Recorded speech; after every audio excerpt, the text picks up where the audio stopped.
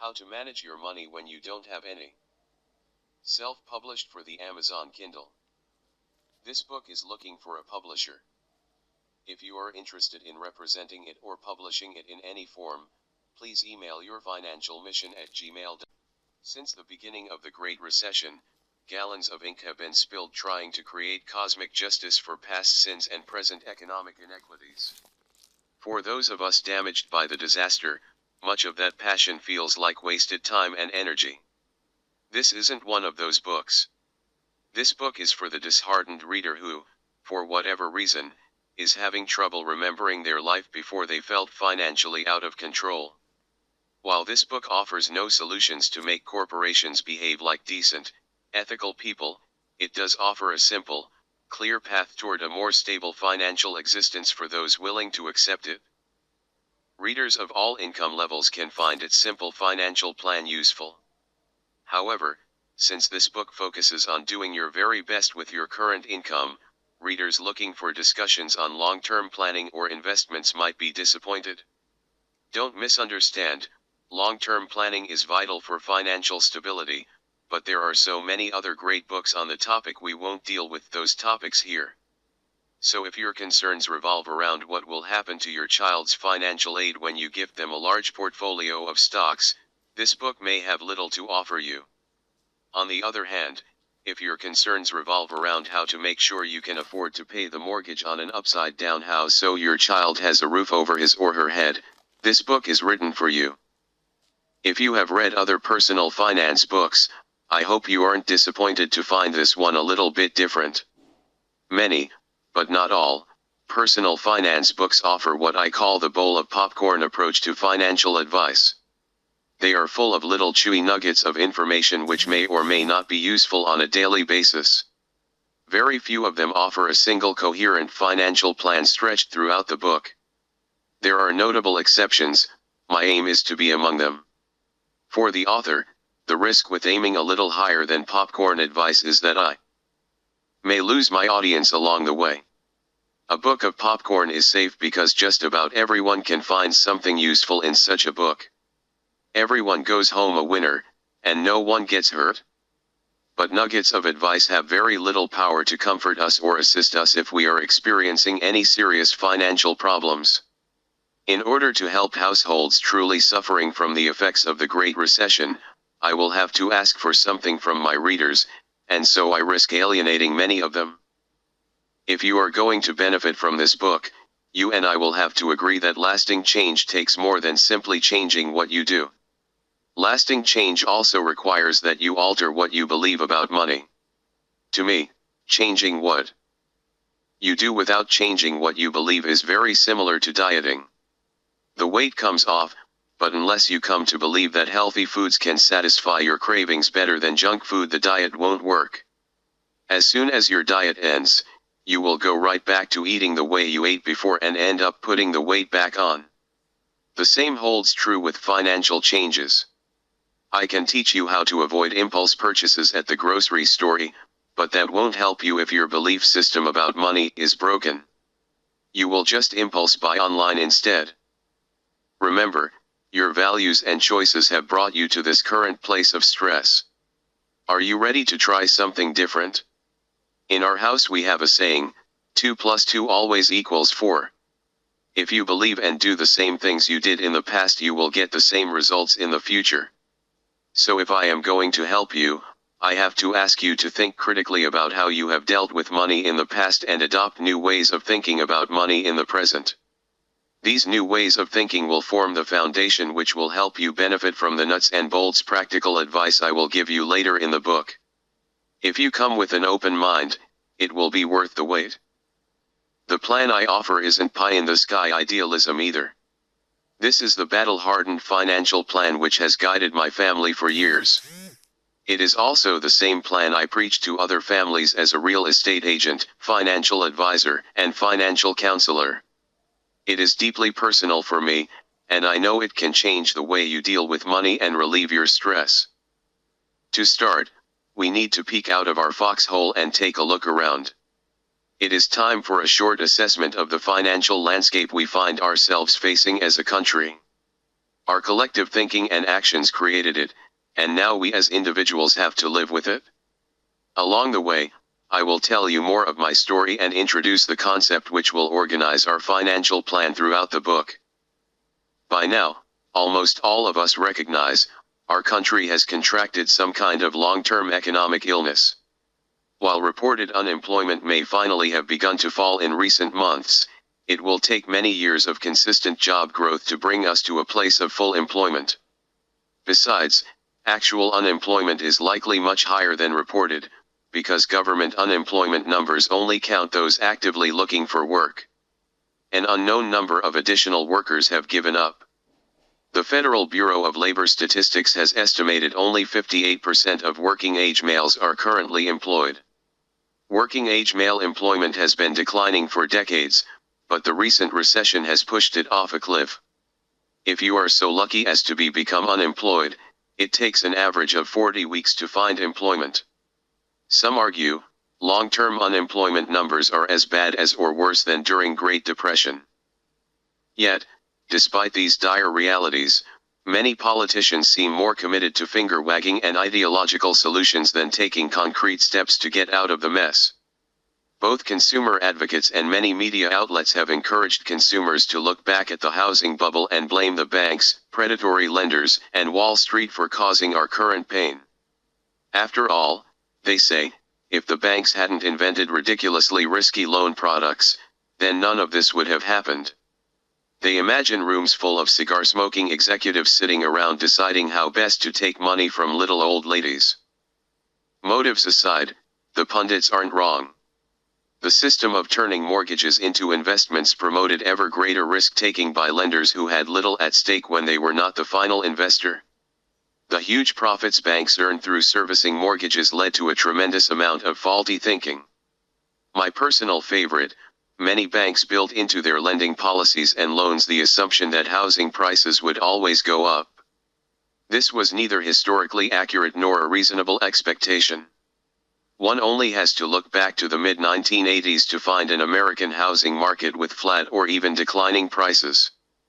But this thinking backed many of the more risky loan products offered by banks, such as adjustable rate mortgages and second position home equity lines of credit. Greed makes fools out of the best of us, even those who should know better. This doesn't even consider the outrageously risky stated income mortgages. These mortgages required little or no documentation for employment or income. The borrower literally stated how much they earned. Lenders only contemplated making such loans because they knew their financial institution wouldn't be left holding the mortgage on their books. Instead, they packaged these loans with other high-risk loans, claimed they were investment-grade mortgage-backed securities, and sold them to unsuspecting investors. However, other pundits emphasize the consumer's responsibility to make healthy financial choices. They argue banks only provided what the public wanted. No one forced anyone to sign a stated income mortgage. No one forced buyers to purchase more home than they could afford, and certainly no one forced homeowners to take their equity and spend it on a 2-week vacation in Hawaii.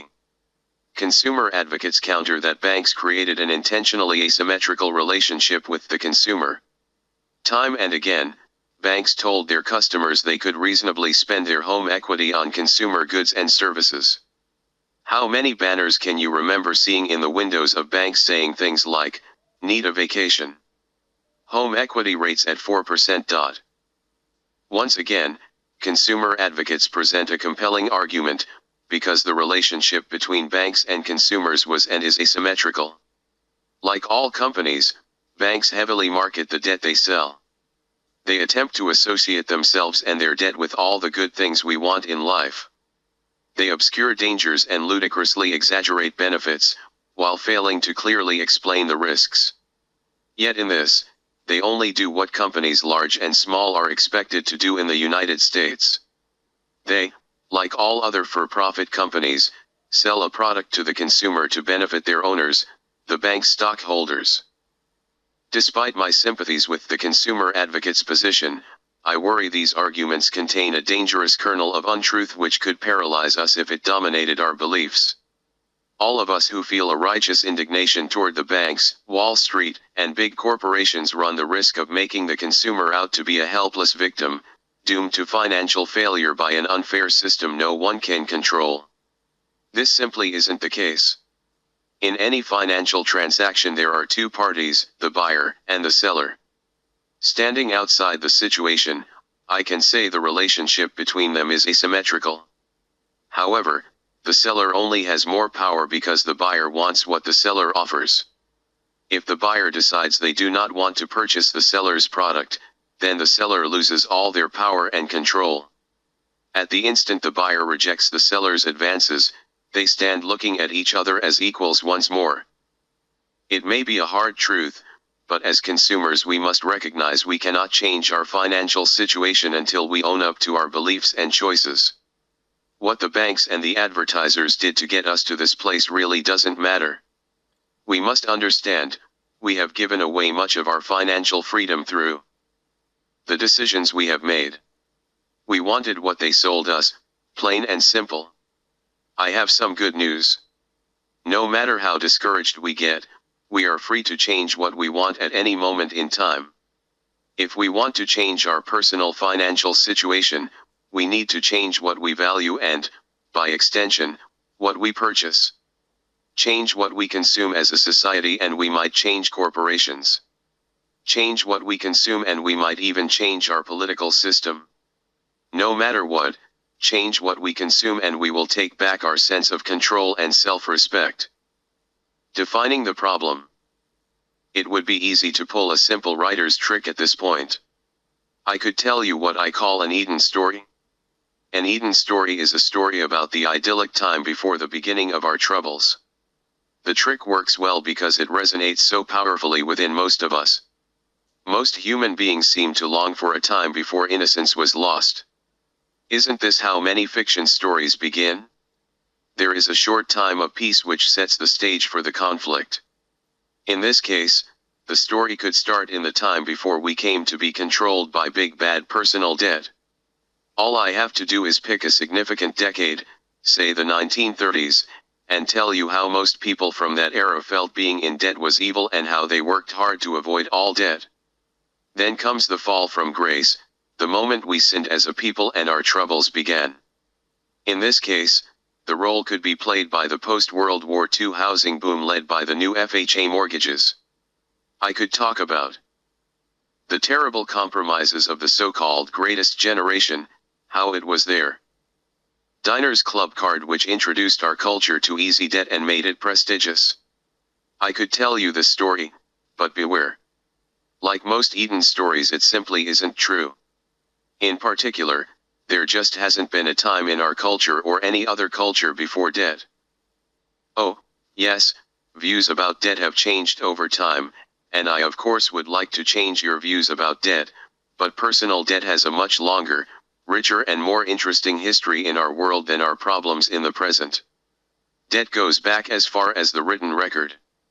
In fact, there are written records pertaining to debts which predate the invention of modern currency. In every culture, in every time, some human beings have found themselves unable to pay for the necessities of life, and because of this, they have borrowed money and goods to live. For the vast majority of history, when they could no longer pay back their debts, they paid with their labor, enslaving themselves or their children to their creditors. Be grateful you were born in the modern era. Yet, even if debt has always been part of human society and will be for the foreseeable future, attitudes about debt change over time. It doesn't take a rocket scientist to see our current beliefs about personal debt are not sustainable. We cannot continue to indefinitely spend more than we bring in each month. If we continue to go deeper into debt, at some point we will not be able to make our payments, and it will have to stop. In most times and places people have used debt to pay for the necessities of life when they have no other means of doing so. However, many Americans use debt not only to pay for necessities but also to try to improve their lifestyle. Such an obviously paradoxical way of thinking ought to cause us to laugh out loud at the irony. In any time frame other than the immediate moment, consumer debt cannot improve your life. Consumer debt always makes the future worse than it could be because of the debt service payments and interest. Yet for many of us the irony is a little too bitter for laughter, while some of us don't perceive the irony at all. One goal of this book is to help teach you new ways of thinking about debt. To do that, we will look at the effects of debt on our quality of life in detail. To begin, start by asking yourself, in what circumstances do you believe it is acceptable to go into debt? Yes, this includes those credit cards you don't pay fully each month. Credit cards which are not 100% paid off at the end of the month are debt, period. Each of us needs to examine the reasons we believe it is acceptable to use a credit card. If we want to change our financial situation for the better, each of us needs to understand the values which drive the choices we make each day. For now, don't try to change your behavior, unless you want to, just observe your thinking and spending habits. Look at the times you use a credit card. What kind of items do you buy on credit? Are they necessities? Are they impulse buys? Just spend some time observing yourself. This isn't a right or wrong kind of quiz, so work hard to keep from judging your choices. Self-judgment acts as a trap which keeps many people from being able to change their ways. If you are going to adopt a new value system, you need to accept the one you have now and quit pretending someone else made all those financial decisions you regret. You might need to give yourself permission to be angry with yourself or cry. Don't worry about that, the rest of us are crying over our mistakes as well. You are not alone. Then, if you ever hope to change, you will need to forgive yourself and move on. Anger turned inward inhibits change like nothing else. Ironically, many Americans believe they are alone in their financial woes. Yet my experiences as a financial counselor have shown me time and again, we are not alone in our suffering. I have counseled all levels of wealth, from those who live exclusively on Social Security, to C-list celebrities and those who live in Beverly Hills. The amounts of income may be different, but the stories are strikingly similar. Let's not forget that poor financial choices are not limited to individuals. Lehman Brothers, Bear Stearns, AIG, General Motors, and Chevrolet didn't go under because they were financial geniuses. Governments are not immune either. The 2011 Eurozone crisis is simply a debt crisis on an international scale. The problem isn't yours alone, and it isn't just you who can't figure out a solution. Poor financial thinking is in the water. It is in the air that you and I breathe. It is part of our culture. So before you and I can find a new way to think, we will have to learn to recognize when our current culture gets in our way. Why fixing our country's financial problems won't be easy. To understand just how deep our cultural problems with debt run, you need to know a little more about our current economic situation. I finally began to grasp just how dire our financial situation was as a country in the winter of 2009, when I heard a presentation by a Washington State University economics professor. He showed, wages for all but the very wealthiest individuals in the United States had largely been flat since 1980, when adjusted for inflation. This means since 1980, for the average American, there has been no improvement in their financial well-being because any increase in wages was simply used up by rising prices for consumer goods. He pointed out our economy is approximately 66% to 70% driven by consumer spending. Then he simply asked a question: if consumers had no extra money to spend, how did our economy grow so nicely for 28 years? It is no coincidence that consumer debt ballooned over the same period, rising to just under $1 trillion, that is 1 trillion for those of you who didn't count the zeros. For nearly 30 years, at least part of our economic growth rested upon a growing personal debt bubble. The overheated housing market of 2000 to 2005 was only the last spasm of this disease. In 2007 and 2008 this 30-year-old credit bubble collapsed. How long it will take to repair our economy no one really knows, but it is fairly obvious to me, because of our debt load, the American consumer will not be able to drag this economy back out of its pit. That means it might take something on the order of a decade before our economy really finds its footing again. A similar credit bubble took place in the late 1980s in Japan. Do you remember when we feared that Japan was going to take over the United States? They were spending money buying major icons of America such as Rockefeller Plaza in New York. Our fear of Japanese corporations and their money allowed Michael Crichton to write a best-selling novel called Rising Sunday Japanese. Corporations appeared dangerous and unstoppable. Then in 1990 their credit bubble burst, their economy tanked, and very quickly we quit fearing the Japanese takeover of the United States. The thing is, their economy didn't really recover until the turn of the millennium, and even then it has never been the same. For now, the Japanese seem to have lost their taste for conspicuous consumption based on debt. As Americans who have just experienced the collapse of our credit bubble, this should sober us.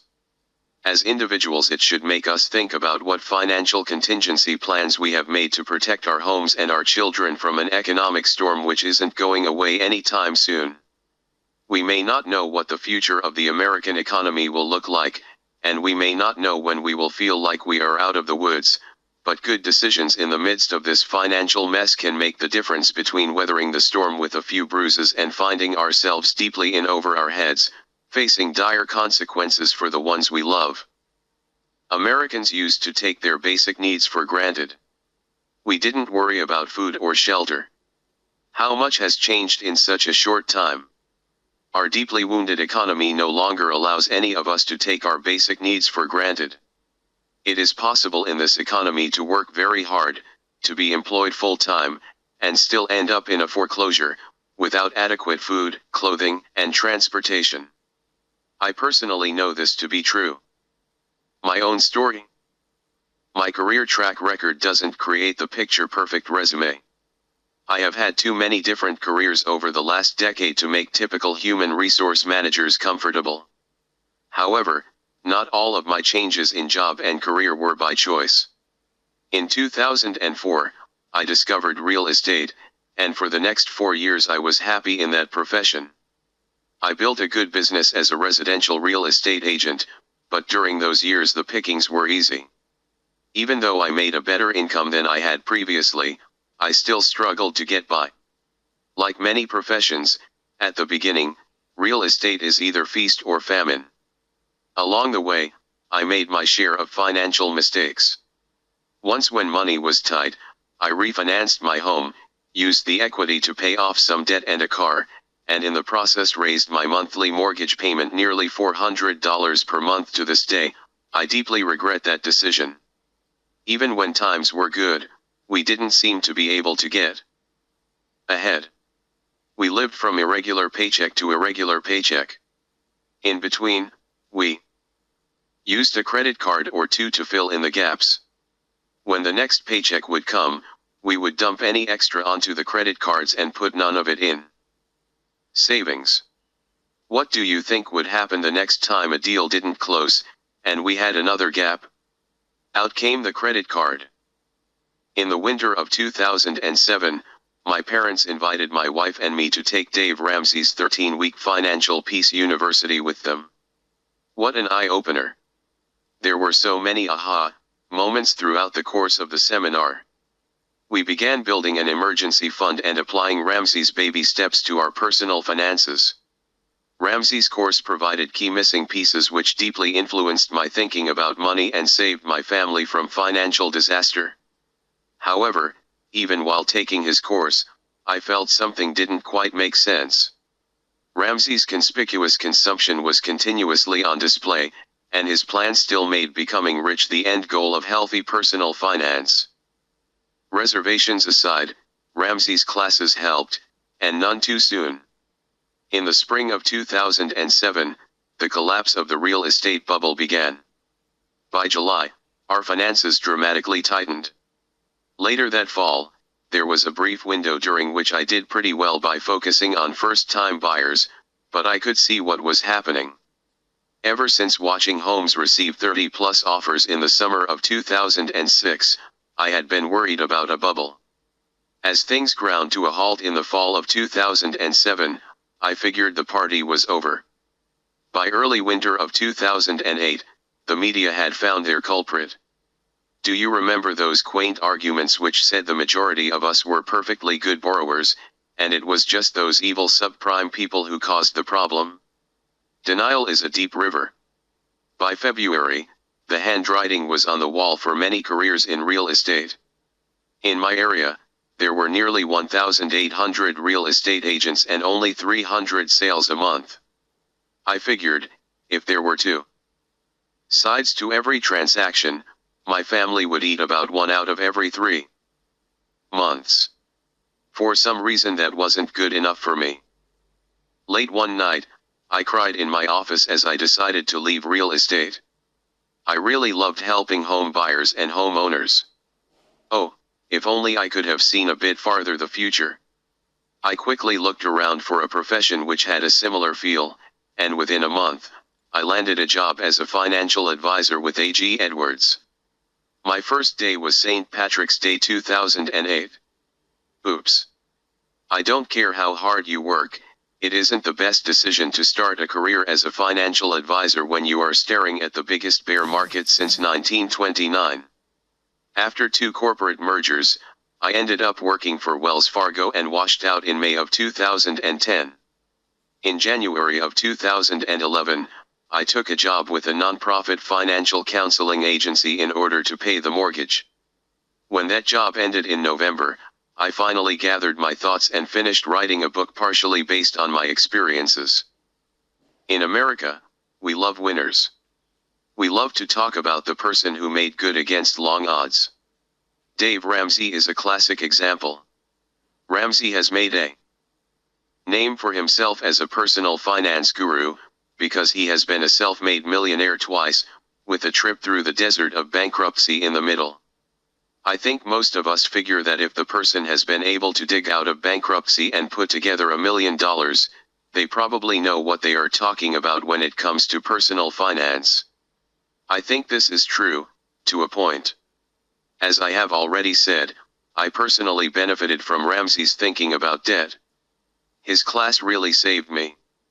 I couldn't imagine what the last 4 years would have been like without it. But we also like Ramsey's story because Americans like to think we will all become rich someday. We all hope we are the next multi-millionaire, and by all means, if you can get there, go for it. Nothing I say in this book will stand in your way. In fact, it will help, and used well, wealth can truly help relieve the burdens of life. However, I want to let you in on a little secret. If we all became millionaires, then 100 million or even $1 billion would become the new standard of wealth. More importantly, milk would cost $300 a gallon. The scale of money would simply change, and it would still be the 1% versus the 99%. Trying to become wealthy isn't the answer, and worse, acting like we are wealthy when we are not can deeply damage our financial stability for years to come. Like Ramsey, I believe hard work is a necessary component to healthy finances, but the Ramsey story and other rags to riches tales have begun to ring hollow for me. I am growing more than a little tired of the fairy tale. After doing just what I was supposed to, where is my financial peace? What is the benefit of continuing to try when I haven't been able to get ahead? In my darkest moments, I wonder why I shouldn't get a credit card and take my kids to Disneyland like my neighbors. From the fairy tale winner's corner there isn't. I admit to making my share of mistakes. Haven't we all, even the winners? But enough is enough. In this economy, many of us are going to do our best and still find ourselves making hard financial choices. Financial peace for the hard-working is no longer guaranteed. Was it ever? Most of all, I deeply fear that I will fail as a provider for my children. My struggles have given me many gifts, one of which has been to make crystal clear to me that I love my 3 daughters and my wife tremendously. I would do anything to serve them. If I end up taking a below living wage job just to preserve my home, it will be primarily for their sake. Living this nightmare has made me feel like a failure and, frankly, makes me distrust the financial fairy tale even more. I don't need the winners piling on with their insistence that the outcome would have been different if only I had wanted it more. It doesn't help. Yet, when I feel sorry for myself in the dark corners of the night, I find hope in this. I, unlike my neighbors, know what a tremendous difference it can make to keep your financial priorities straight, even when you don't have any money. By the grace of God, since 2007 we've managed to pay off all our consumer debt. Despite consistently declining income, only one pesky student loan and my home mortgage remain. To tell the truth, even losing my home might not be so bad for my balance sheet. It isn't what I want, but if it happened, it wouldn't be the end of the world, and it would take a huge debt burden off my shoulders. Frankly, whether it goes or stays, I win. But I will win because I know how to win, and because I consistently choose to do the things it takes to win. Those choices make the difference between a frustrating but tolerable situation and an intolerable nightmare. If you define financial success as having $1 million in the bank, I am not the writer for you. Go read The Rich Dad, Poor Dad guy. He will sell you the secret for becoming the next millionaire. Good luck with that. But if you define financial success as doing the best with what you have, then I have something to offer. It has been a rough ride in the last few years, but with experience comes wisdom. Don't think this book relies on just my own wisdom either. As a real estate agent, financial advisor, and financial counselor, I've heard the stories of hundreds of different households. I counseled households from across the whole economic spectrum, and each household added its unique story to my financial thinking. Along the way, I learned that the poor can outshine the wealthy when it comes to financial wisdom. Theirs is the wisdom of scarcity. I have watched people from all income levels give up and fall into the cynicism of debt-based living. I've counseled single mothers who were one step away from losing the home which provided the last shreds of stability for their children.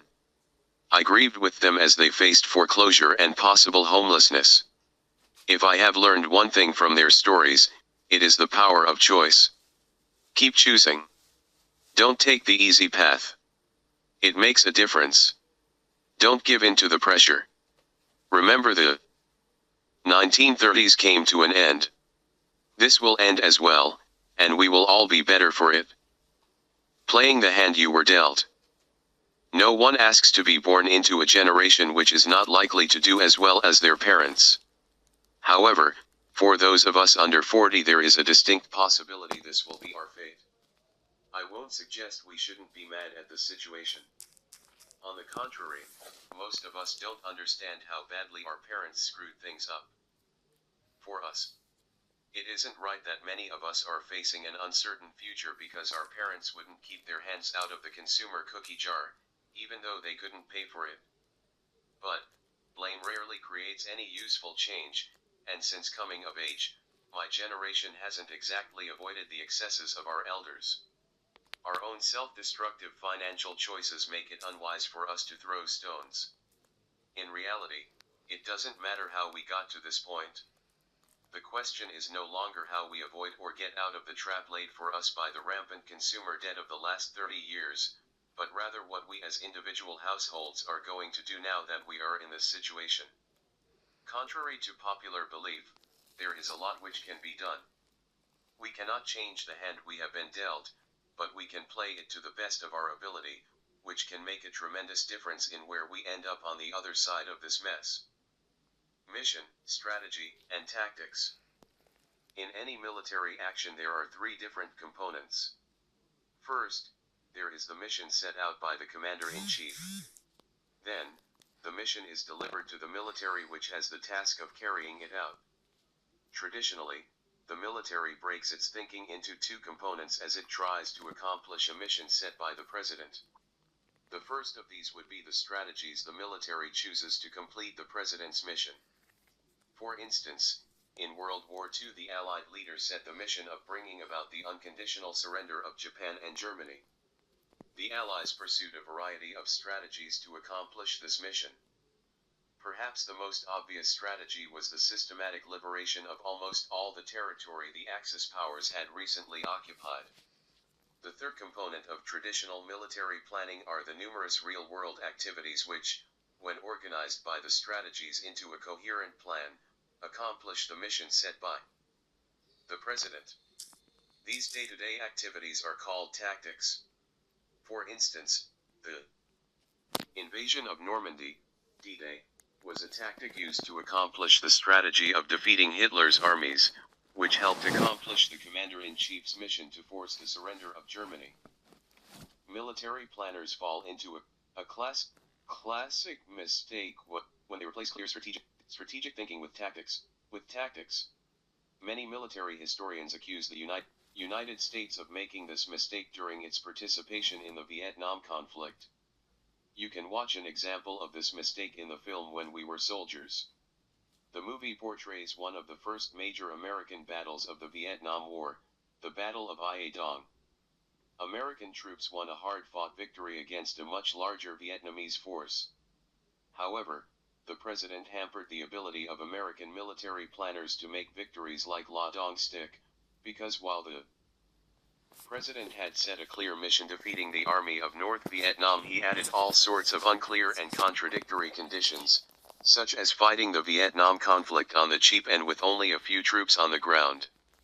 The North Vietnamese army also hampered American military planning, because they simply did not attempt to hold any territory. Rather, if the Americans showed up, they moved on and simply came back after the Americans left.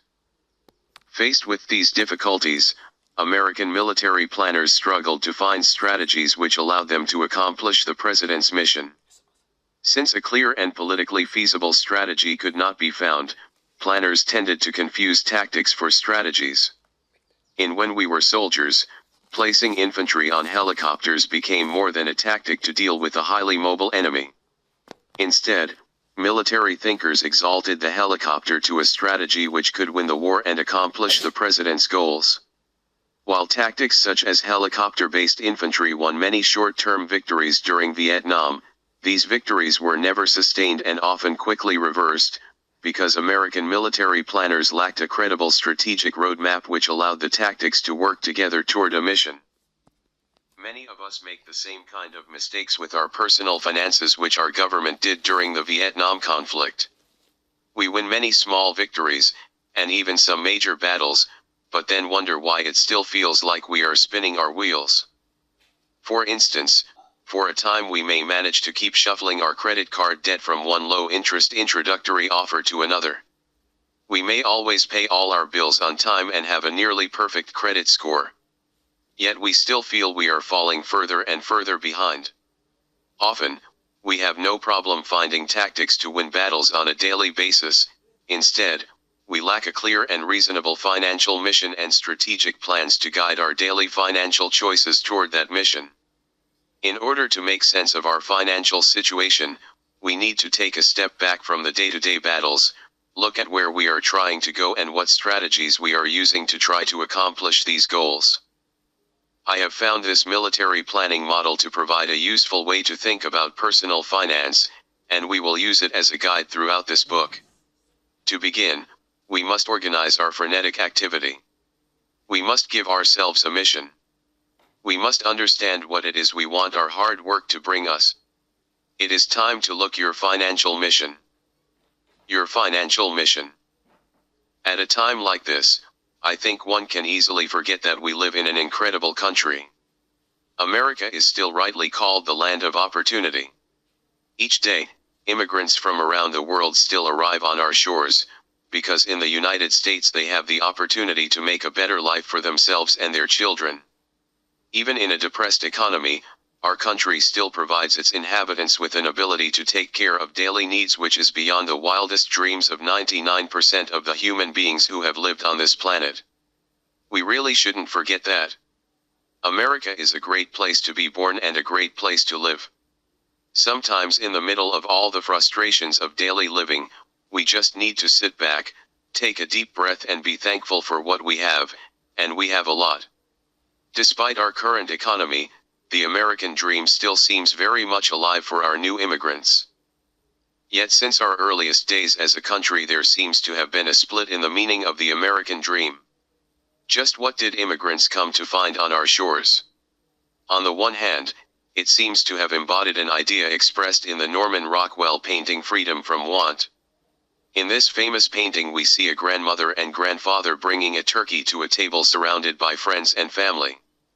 All are smiling, including Rockwell himself, who looks out of the painting at the viewer from the bottom right-hand corner. Rockwell's title uses the word want in the old-fashioned sense of the word, freedom from deprivation. All the basic needs of those in the painting have been met, they have no want. This painting was part of a series of 4 paintings which Rockwell painted to sell war bonds during World War II. The series was titled Ours to Fight For. If a modern reader can fault the painting for anything, it would be its lack of diversity. This is clearly a white, middle-class dream. That said, Rockwell captures well the dreams which have driven people of every ethnicity to our shores. In America we have a better opportunity to be free from want than in just about any other place in the world, and individuals and families have sought that dream for hundreds of years. Yet, from the earliest days of our nation, this modest American dream has always competed with a more grandiose version. This grand American dream might be stated as freedom to have everything I want.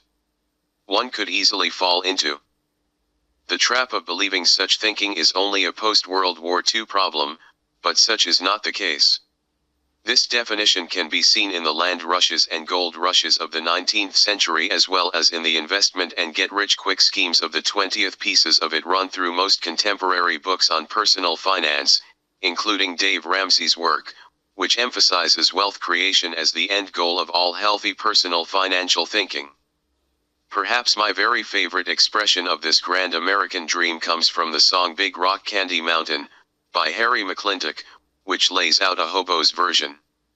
If something has changed in the last 70 years, it has been that so many Americans believed this grand dream could be reached. After World War II, our unprecedented wealth strongly tipped the balance in favor of the grand vision. For many in our culture, unprecedented prosperity allowed them to take finding adequate food, clothing, shelter, and transportation for granted. Instead, most Americans organized their lives around the pursuit of status, acceptance, and personal success. This does not in any way imply that all Americans shared equally in our prosperity. During that time many Americans, particularly those from racial and ethnic minorities, continued to struggle to meet their basic needs. However, during the post-war era, the voices of these groups did not dominate our culture. Unfortunately, the dominance of the grand dream has made the last 4 years all the more difficult for those Americans who unexpectedly find themselves struggling to pay for basic necessities. Many formerly middle-class households have been unprepared to grapple with an economy that no longer guarantees to meet the basic needs of all hard-working adults. The move backwards has come as quite a shock.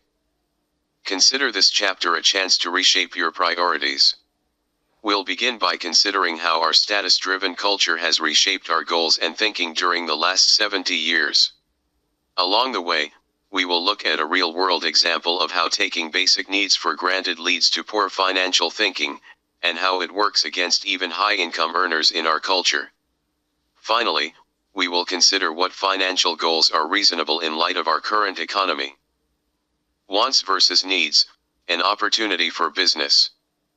When a person is concerned about their survival, they hold tightly to their resources, because tomorrow they might need them. It takes a lot for them to be convinced they have enough resources to spend them on a luxury item. Extra resources are much more likely to be saved for a rainy day. But what happens to our financial thinking if our concern about physical survival is taken away?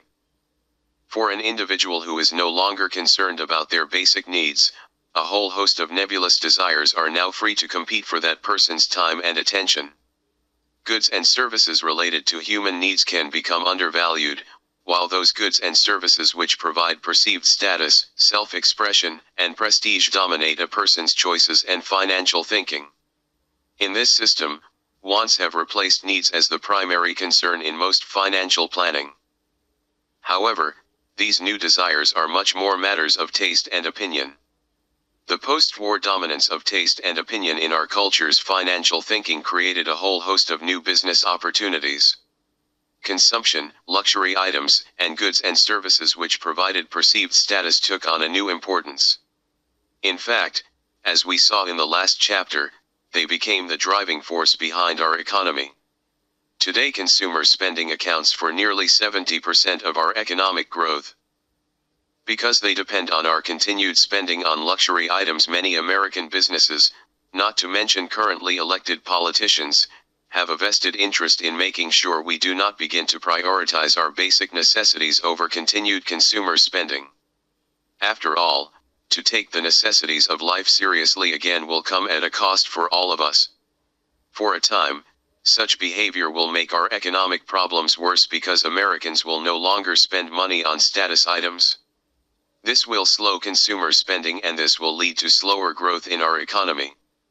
This drop in consumer spending then feeds back on itself, causing more layoffs and worsening our economic situation. Thus many businesses and politicians would rather we didn't change our behavior, because it will make life more difficult for them. However, a great many of us are buried under debt and lacking in savings. We really don't have much of a choice but to try to pay off our debt. The alternative is to continue forward down a very unproductive path of overconsumption and simply put off the day of reckoning for another few years. That may serve the interests of our currently elected officials and business leaders, but it is certainly not in your best interests, not until you have taken care of some other priorities first. Just keep that in mind the next time someone in business or government says that the answer to our problems is for the American consumer to start spending again. If you are struggling with basic necessities and have little or no savings, these leaders don't have your best interests at heart. Since the end of the war, our country has created whole industries dedicated to persuading us to continue spending money on luxury items.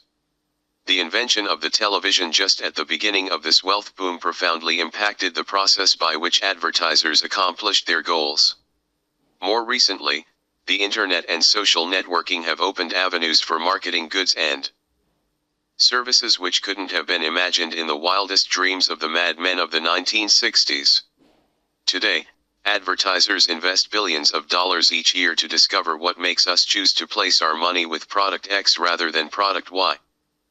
We could digress and talk about the thousands of different tactics advertisers use to convince us to purchase luxury products, but that won't help if we don't have our own priorities straight. Every consumer should learn defense strategies such as looking at the bottom shelf in a grocery store and avoiding eye-level products. Besides, other personal finance writers have written great books on marketing tactics. For now, just keep in mind sellers need to make us want their products before their tactics will work. This is why in TV land beer always gets you the sexy girl and why cotton fabric always appears at the most sentimental moments in our lives. Marketers work very hard to associate their products with the good stuff life offers. Then they leave it up to us to make the mistake of believing their product will provide the good life we want.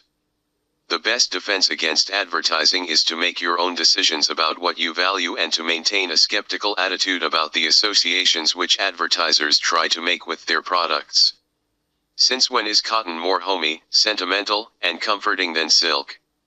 Only since advertisers told us so. And since when does the consumption of beer lead to catching the sexy girl? If you're the one drinking, it may lead to sex but not usually with the sexy girl, unless she's more drunk than you are.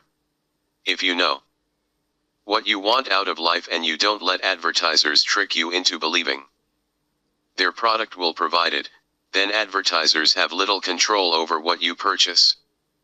Before we turn to look at a set of financial priorities which trump both wants and status, I have one more thing to say regarding the relationship between consumers and American business.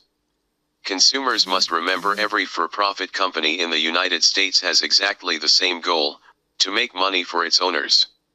This includes the mom-and-pop restaurant down the street and the megabank with a branch in your local grocery store. Where do they get all that money for their owners?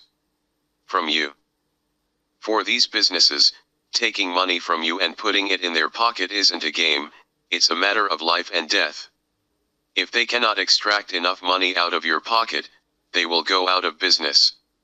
Worse still, publicly traded corporations have the expressed goal of trying to maximize their profits for their stockholders. By necessity, this implies trying to take as much money out of your pocket as they possibly can. For many companies, especially national corporations, if they have to trick you through deceptive marketing or hidden fees, they won't hesitate to do so. Every time a for-profit company interacts with you, their need for profit is their top priority. How could it be otherwise? Their survival depends upon it. They may sincerely believe customer satisfaction and quality products are important, but only as long as they help keep the company profitable. I am not trying to keep you from shopping at your local supermarket or car dealer. I want you to patronize local businesses in your community. I am trying to remind you no seller cares about your financial well-being as much as you do. They care most about their own existence, and their continued existence depends upon taking money away from you. For business, every interaction with you is a deadly serious struggle for your money, all dressed up with a friendly smile and a thank you. How seriously do you take it? Financial freedom versus financial stability. Until recently, we have been living in a culture dominated by a concern for luxury, status, and wants rather than basic necessities. However, for the majority of Americans, the pursuit of luxury has been a bit of a ruse for the past 30 years. Remember, since 1980 the wages of most workers in the United States have been flat or even slightly in decline when you consider inflation. Our raises were simply eaten up by the growing cost of milk, gasoline, and car payments. Any extra income we had available to improve our lifestyle didn't come because of increased earning power. Rather, Americans worked harder. We worked more hours.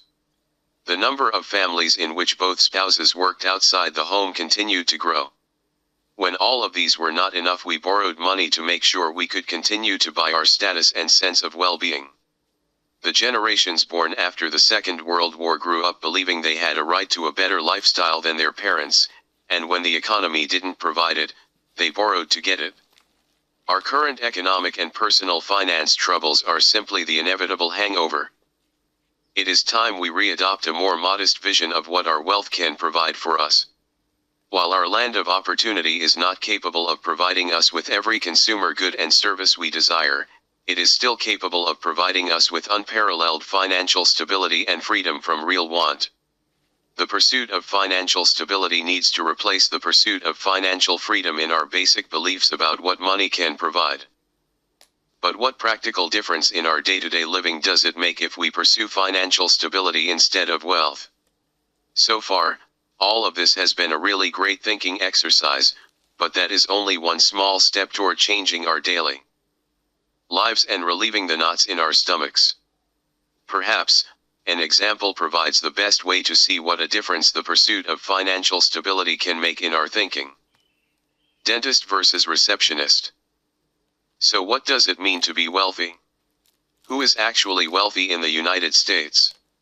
Most of us believe wealth means having access to all the consumer goods and services we desire. Wealthy people are the people who have the most stuff.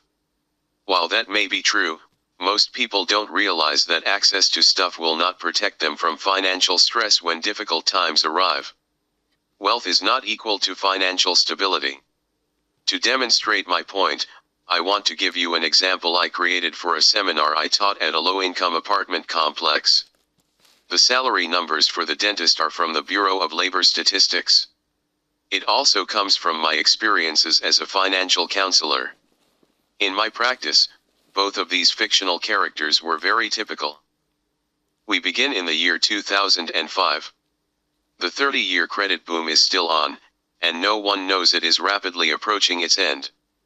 The housing market is red hot, and the economy is still moving at a good clip, held up by our housing bubble. Let me introduce you to our two consumers. Meet Dr. Bite. Dr. Bite is a recently graduated dentist. By all our standards, he has done quite well for himself. 3 years ago he finished dental residency and was really quite lucky. Dr. Byte completed his residency with a local dentist who took a liking to him. This older dentist was looking to retire and hand his practice over to a younger dentist. Bill Byte was the perfect fit. Now, in 2005, he owns his own dental practice which employs 5 other people. He and his wife recently sold their first home in a not-so-nice neighborhood in Seattle proper. In the smoking hot housing market they did very well. They had 10 offers in just over 24 hours, and the home sold for well above the asking price. This profit, plus Bill's income, allowed them to purchase a new home out of town with a beautiful view of both Puget Sound and the distant Olympic Mountains. Not only does their 3,600 square foot home have a wet bar and small rec room, but it also has its own media room complete with leather theater seating, and a sound system which can make your fillings vibrate. Bill Byte likes nothing more than to invite his buddies over on the weekends to watch the local Seahawks and Huskies. Each morning Betsy, who is a stay-at-home mom, drives their luxury SUV to a local private school to drop off their 2 children. By any usual standard of American success, Bill is living the dream. Introducing Samantha Smile. Sam works at the front desk in Dr. Byte's office. Her life has not turned out as she planned. 5 years ago, right in the middle of her American dream, she was unexpectedly divorced by her creep of an ex-husband, who suddenly found one of his business colleagues more attractive. Her first year after divorce was incredibly difficult, but since then Sam has managed to find her footing. 2 years ago she started taking classes at a local community college. She has been able to get a couple of grants and taken a small amount of debt, but she mostly paid cash for her education. She plans to earn her associate's degree as well as a degree as a dental technician. She hopes that when she is finished, Dr. Byte will have a job for her. Since she needs to work full-time to pay for her schooling, she has only been able to take 1 or 2 classes at a time. She and her 2 children live in a decent apartment which she recently rented not far from Dr. Byte's office. Her children are coping as well as can be expected. Her ex sometimes pays his child support, but the new girlfriend didn't work out so well, and since they split up he has been struggling to hold down a job. Sam suspects guilt is part of his problem, but she has never looked back. One and done is her motto. However, she cannot count his court-ordered child support in her budget. Anything she can get for the kids with that money counts as an extra. Most often, she puts it aside for a rainy day. Now that we have met our characters, it is time to do something we Americans almost never get to do, much to our detriment. Let's take a look under the hood, shall we? What does their financial situation really look like? On the next couple of pages you will find side-by-side comparisons of each of their monthly income and expenses. Monthly income and expenses 2005. Income. Annual income. Dr. Byte. Sam Smile. $161,000 $31,000. Monthly gross income. Retirement. Health insurance. Pre-tax income. Federal tax withholding. Social Security. Medicare. $13,416.67 $2,583.1,300.00 $0. $0. $11,666.67 $2,383.33 $1,797.92 $0.00 $490.00 $117 $108.50 Total monthly take-home pay $9,209.58 $2,237.33. Expenses. First mortgage or rent. Second mortgage. Groceries etc. car insurance, gasoline, electricity, natural gas, water/sewer, garbage, cable TV/internet, cell phones. Dr. Bite Sam Smile. $2,800 $850. $600 $0. $800 $500. $180 $65. $250 $110. $120 $85. $120 $0. $65. $0. $65. $0. $150 $45. $80. $80. Student loan/college tuition $967. $100 minimum credit card payments $432. $0 car payment $415. $0. Car payment 2. Private school payments $512. $0. $1,100. $0. Entertainment and eating out $300. $50 pocket money $150. $50. Emergency savings. Savings for a new car. Vacation fund. Take home pay. Total expenses. Total leftover. $0. $0. $100. $200. $100. $0. $9,209.58. $2,237.33. $9,206. $2,235. $3.58. $2.33. If having all the material comforts you want is the definition of the American dream, then Dr. Bite has everything. He drives a very nice car and so does his wife. He has an amazing home, and he has enough money to eat out and entertain his family. He even puts $100 away per month for an annual trip to Hawaii, the rest of which is financed by credit cards which he has no trouble paying. Most of us would look at Dr. Bite and say he is well off, perhaps not wealthy, but definitely upper middle class. We would think he has arrived. On the other hand, Sam has just moved into the neighborhood which Dr. Bite left, and she is renting her apartment. She has little money left over each month and is able to take her small family out to eat only once a month and rarely to the movies. According to our current notions of success, she is just struggling to make it by. Most of us would say that she is not as well off as Dr. Bite.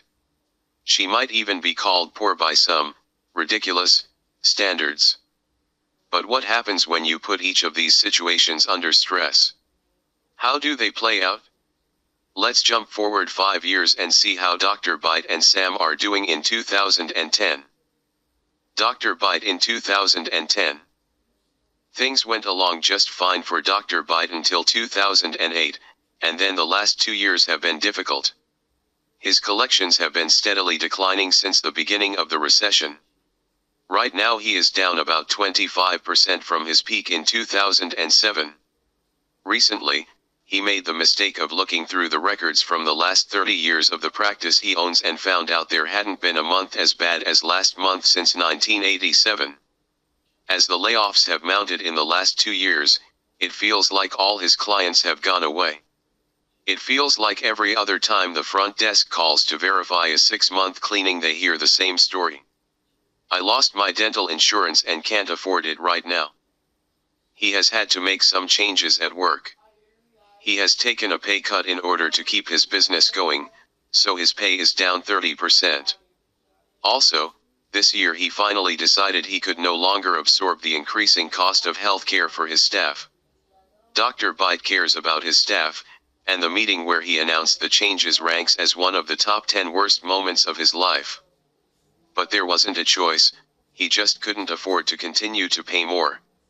Since business is down, there is absolutely no more overtime, and he has asked a couple of his employees to cut back their hours to 35 hours per week. If something doesn't change, he will have to lay someone off. Every time he thinks about it, he feels sick. Things aren't going so well at home either.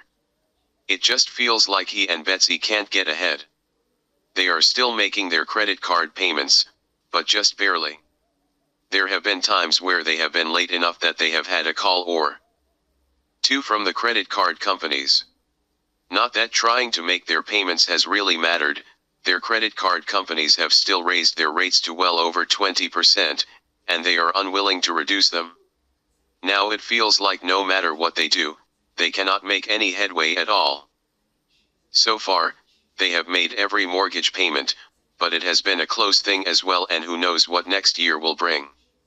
Secretly, he has considered selling their home, but when he talked to one of his Rotary buddies about it, the real estate agent didn't have encouraging words. He estimated that his home, which he purchased at $725,000, is only worth around $600,000. Worse yet, Bill found out that in Washington state, second mortgages become personal debt if they aren't paid off in the sale.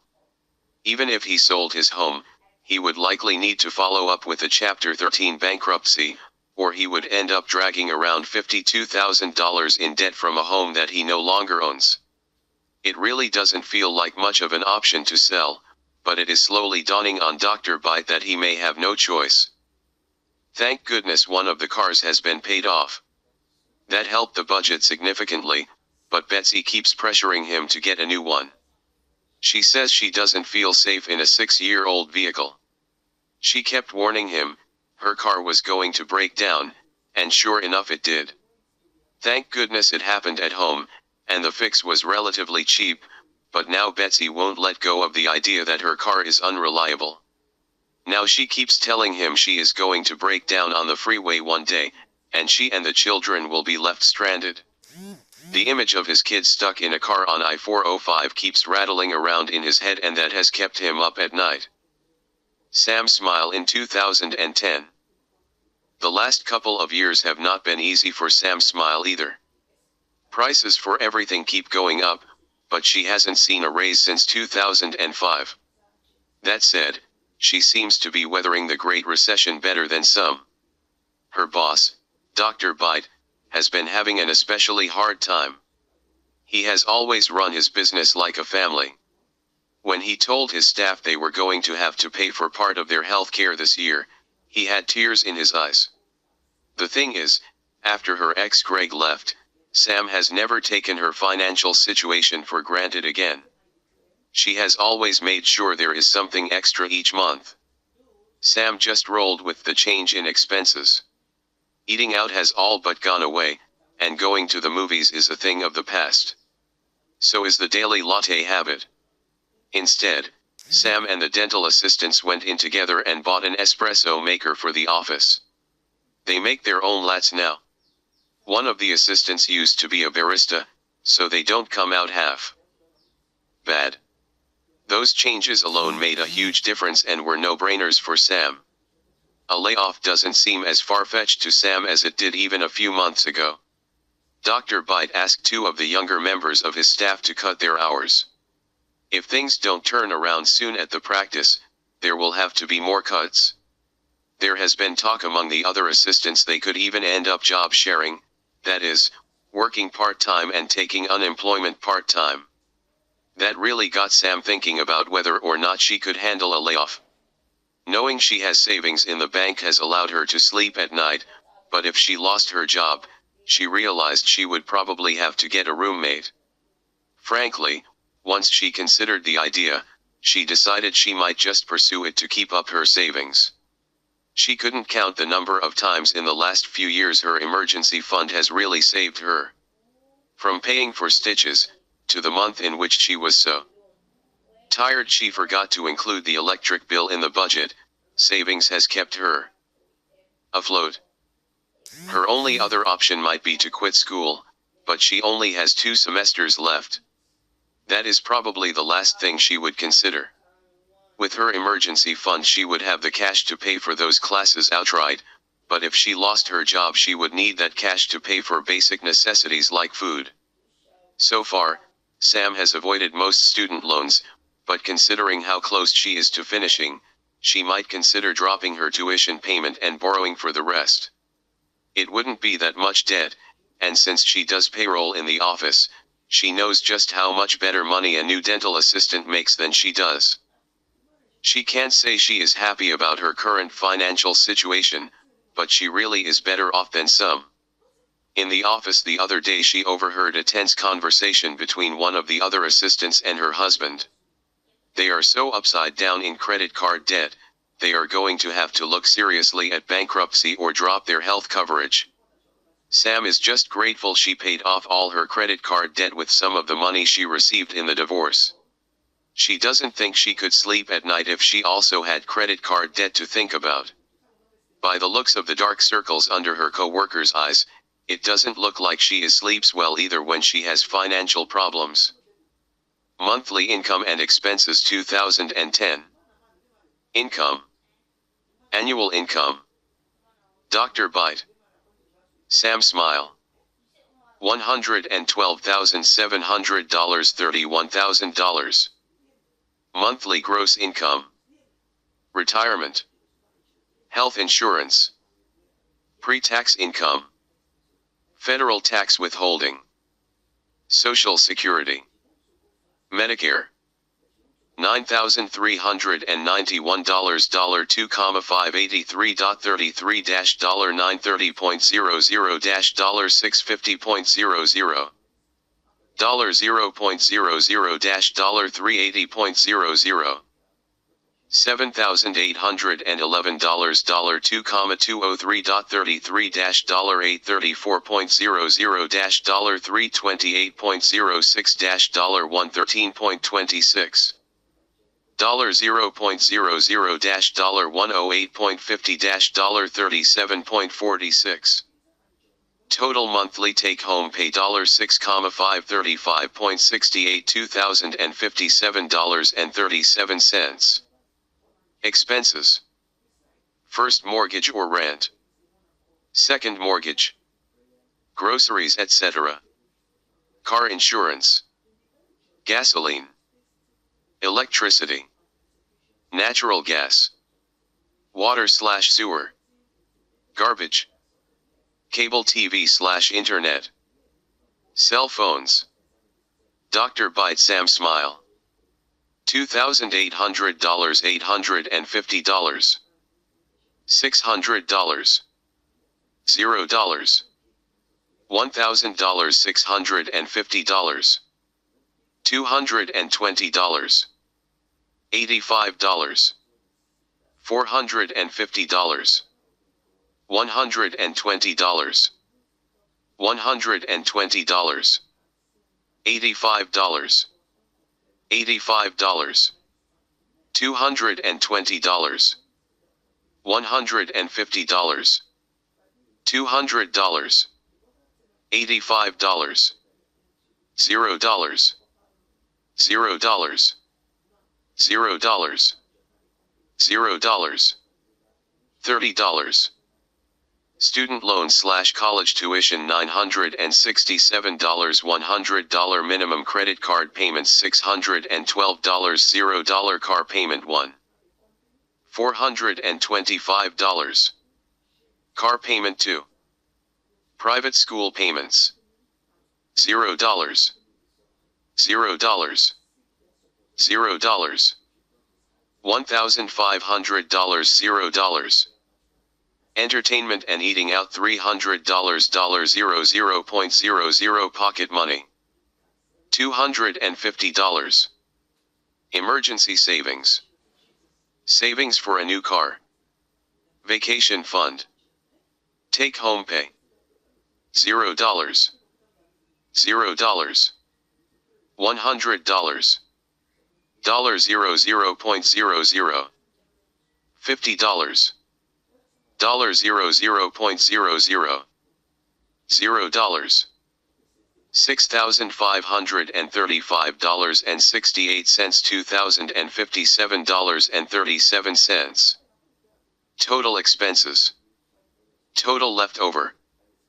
$10,004 $2,050.00 $3,468.327.37. If Dr. Byte came into my financial counseling office, I have to say my news for him would not be positive. He does have financial options which could make his situation better, but I doubt he would accept any of them, because every one of them would dramatically change his lifestyle. Dr. Byte is living his life trying to satisfy all his material wants. The high amount of self-worth and value he receives from material goods will not make it easy for him to recognize he can no longer afford his current lifestyle. He certainly cannot afford to purchase a new car for his wife. More importantly, unless he finds a way to reduce his monthly expenses, he is likely to end up in bankruptcy in the very near future. There are many options available to Dr. Byte, but in our culture of financial freedom and having everything you want, he is in a much deeper financial bind than Sam. Think about that for a minute. Dr. Byte started out making 5 times as much as Sam. Even after taking a significant reduction in income, he still makes 4 times her income. Yet, it is the supposedly well-off person who faces bankruptcy. Have you ever wondered how billionaires can end up going bankrupt? How is it so many sports superstars make millions and millions while playing sports and then go bankrupt in only a few years? This is how they do it. They take their eye off the ball, take their basic needs for granted, and end up with no way out when the inevitable financial stress comes.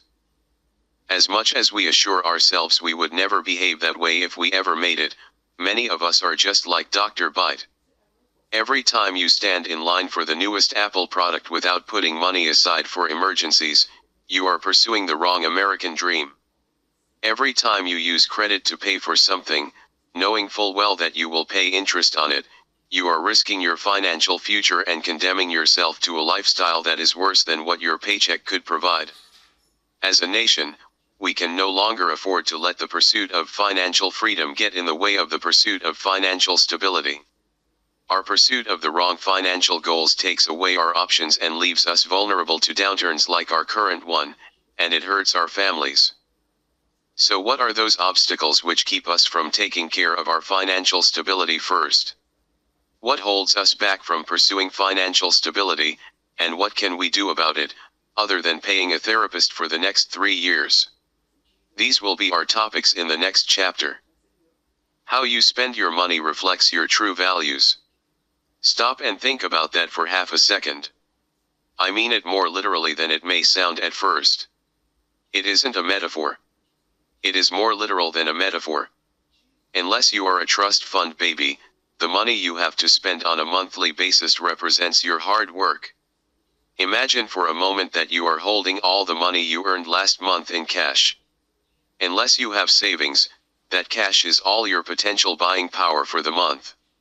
Credit allows you to spend next month's work early. However, using credit now means you will have less money to spend next month, because next month, some of your income will have to go to pay off the extra money you spent this month. When you use debt, you trap yourself in a cycle of ever-diminishing freedom. So as you hold your money in your hand, imagine in front of you all the things that money could buy for you. Even if your paycheck is small, it is a world of almost infinite possibility. The problem is your money is not infinite. Your money has infinite potential as long as it is in your hand, but that potential is immediately lost when you actually buy something. The potential has been used up. Now you have less money in your hand and you have the thing you purchased.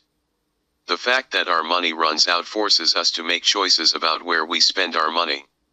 When we make those choices, we are explicitly demonstrating that we value the things we chose to purchase over all the other goods and services we chose to avoid.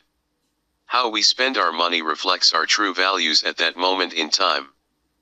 No one forces you to spend your money on any particular item. Your money doesn't tell you where it needs to be spent, your values do. If you value food, you will spend some of your money on food. If you value what your spouse says and spend your money in the way they want it spent, you are choosing to invest in their respect and acceptance. When you purchase Guitar Hero 46 with the new Kiss black and white drum kit, leaving yourself with little money to pay for food and only a partial rent payment, you are showing that you value a video game more than you value food and shelter. When you purchase Guitar Hero 46 on credit, because you do not have enough money to purchase it for cash, you demonstrate that you value a video game more than next month's food and rent. Why we don't look at our bills, emotions and values in conflict. Many of us find ourselves emotionally conflicted, because the goods and services we actually buy don't match up with what we wish we valued, or what we say we value. Worse yet, values change, sometimes very quickly. What we valued in the moment may not be what we wish we had valued later. When we see this kind of behavior in ourselves, it creates all sorts of emotional conflicts and internal stress. Now, morality and ethics are all mixed up with our money. We feel badly, because we are embarrassed that we got a new iPhone while our daughter was told she couldn't play soccer this fall because we couldn't afford it, honey. Now, on top of the actual stress of managing all those bills, we add a heaping helping of shame and guilt.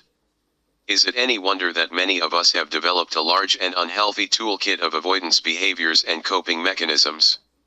Some of us even take out our credit cards and spend money to assuage our guilt for overspending. Yikes. How's that working for you? Says the Dr. Phil cherub on our shoulder. There really isn't any easy way around it. For most of us, finding a way forward financially will mean facing the bad feelings and pain we have been putting off. The day of reckoning, which our country has experienced nationally, we also must each experience personally. Many of us are already in the middle of that day. Most of us recognize we can no longer ignore the pain. The question is what we do about it. Learning to accept yourself. Whenever I sit down to work with a family or an individual on their financial situation, I start by telling them there are no right or wrong answers to any of my questions. I want them to understand that they are not going to be scolded for their choices. Some financial counselors love to spend their time trying to make the finances of their clients look just like their own. While it may make the counselor feel superior to the client, it probably won't help the client. Of course, I point areas where I think my clients could make changes which would help them, but in the end, it is their values which will determine which changes they will make. But wait a second. I can hear you say, didn't you just spend the last 2.5 chapters telling us we shouldn't value status items over our basic necessities? Isn't that telling us what to value? You are perfectly correct.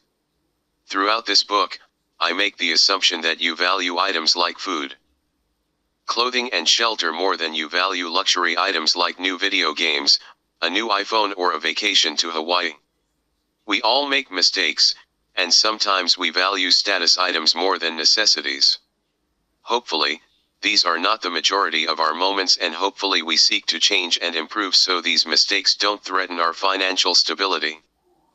However, I could be wrong, at least some of the time. There have been clients who have surprised me. I once met a recently divorced woman with no children who owned a horse.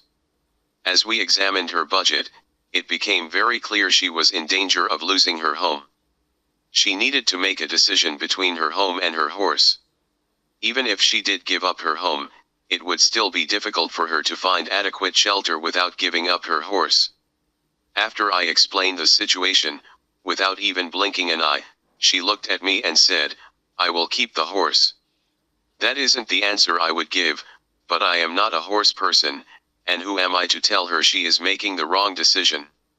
If she is willing to be homeless to keep her horse, am I to tell her otherwise? I hope the back seat of her car is a comfortable place to sleep. My job as a financial counselor was not to try to convince her to give up her horse. Rather, my job was only to show her the choice she must make between a decent place to live and her horse. Her values are her own choice. Often, I find a large amount of our inner conflict about finances comes from our unwillingness to really look at what we truly value, and stand by it with integrity. We allow perception, the opinions of others or perhaps religion to tell us what we should value, rather than owning up to what we truly value. Many of us have had our brains so addled by the continuous bombardment of advertisers that we don't even know what we value. An early step in taking control of our financial situation must be a kind of radical honesty and acceptance when it comes to our actual values. Only this kind of honesty and acceptance will allow us to see clearly the changes we need to make in our value system. Sometimes values and finances become a bit like a Chinese finger puzzle. Our desired values say one thing, and our financial choices say another. We find ourselves pulling as hard as we can to get out of the trap. We keep making purchases which another piece of us wishes we didn't make. It doesn't work, and we usually serve up lots of shame and guilt along the way. For myself, I find I need to respect my values as they are. This doesn't mean I give up on my desire to change them. On the contrary, I find that acceptance is the first step toward change. When I reserve judgment on my actions, I am often much more able to understand what motivates my behavior, and this lets me move forward. When we refrain from judgment, it is like we have stopped our efforts to pull against the Chinese finger trap. Once we stop, we can relax and find a way out of our dilemma. At times, I can be frustrated with the outcome of a choice I made and tempted to be angry with myself. I find that I am my own harshest critic. However, when I take a few minutes, reserve judgment, and instead just think through why I made the choices I made, no matter how painful the reason, I sometimes find there is more merit in my decisions than I give myself credit for. No matter what the outcome, by putting off my self-criticism and paying attention to my choices, I find myself in a much better position to understand my values and change them in the future.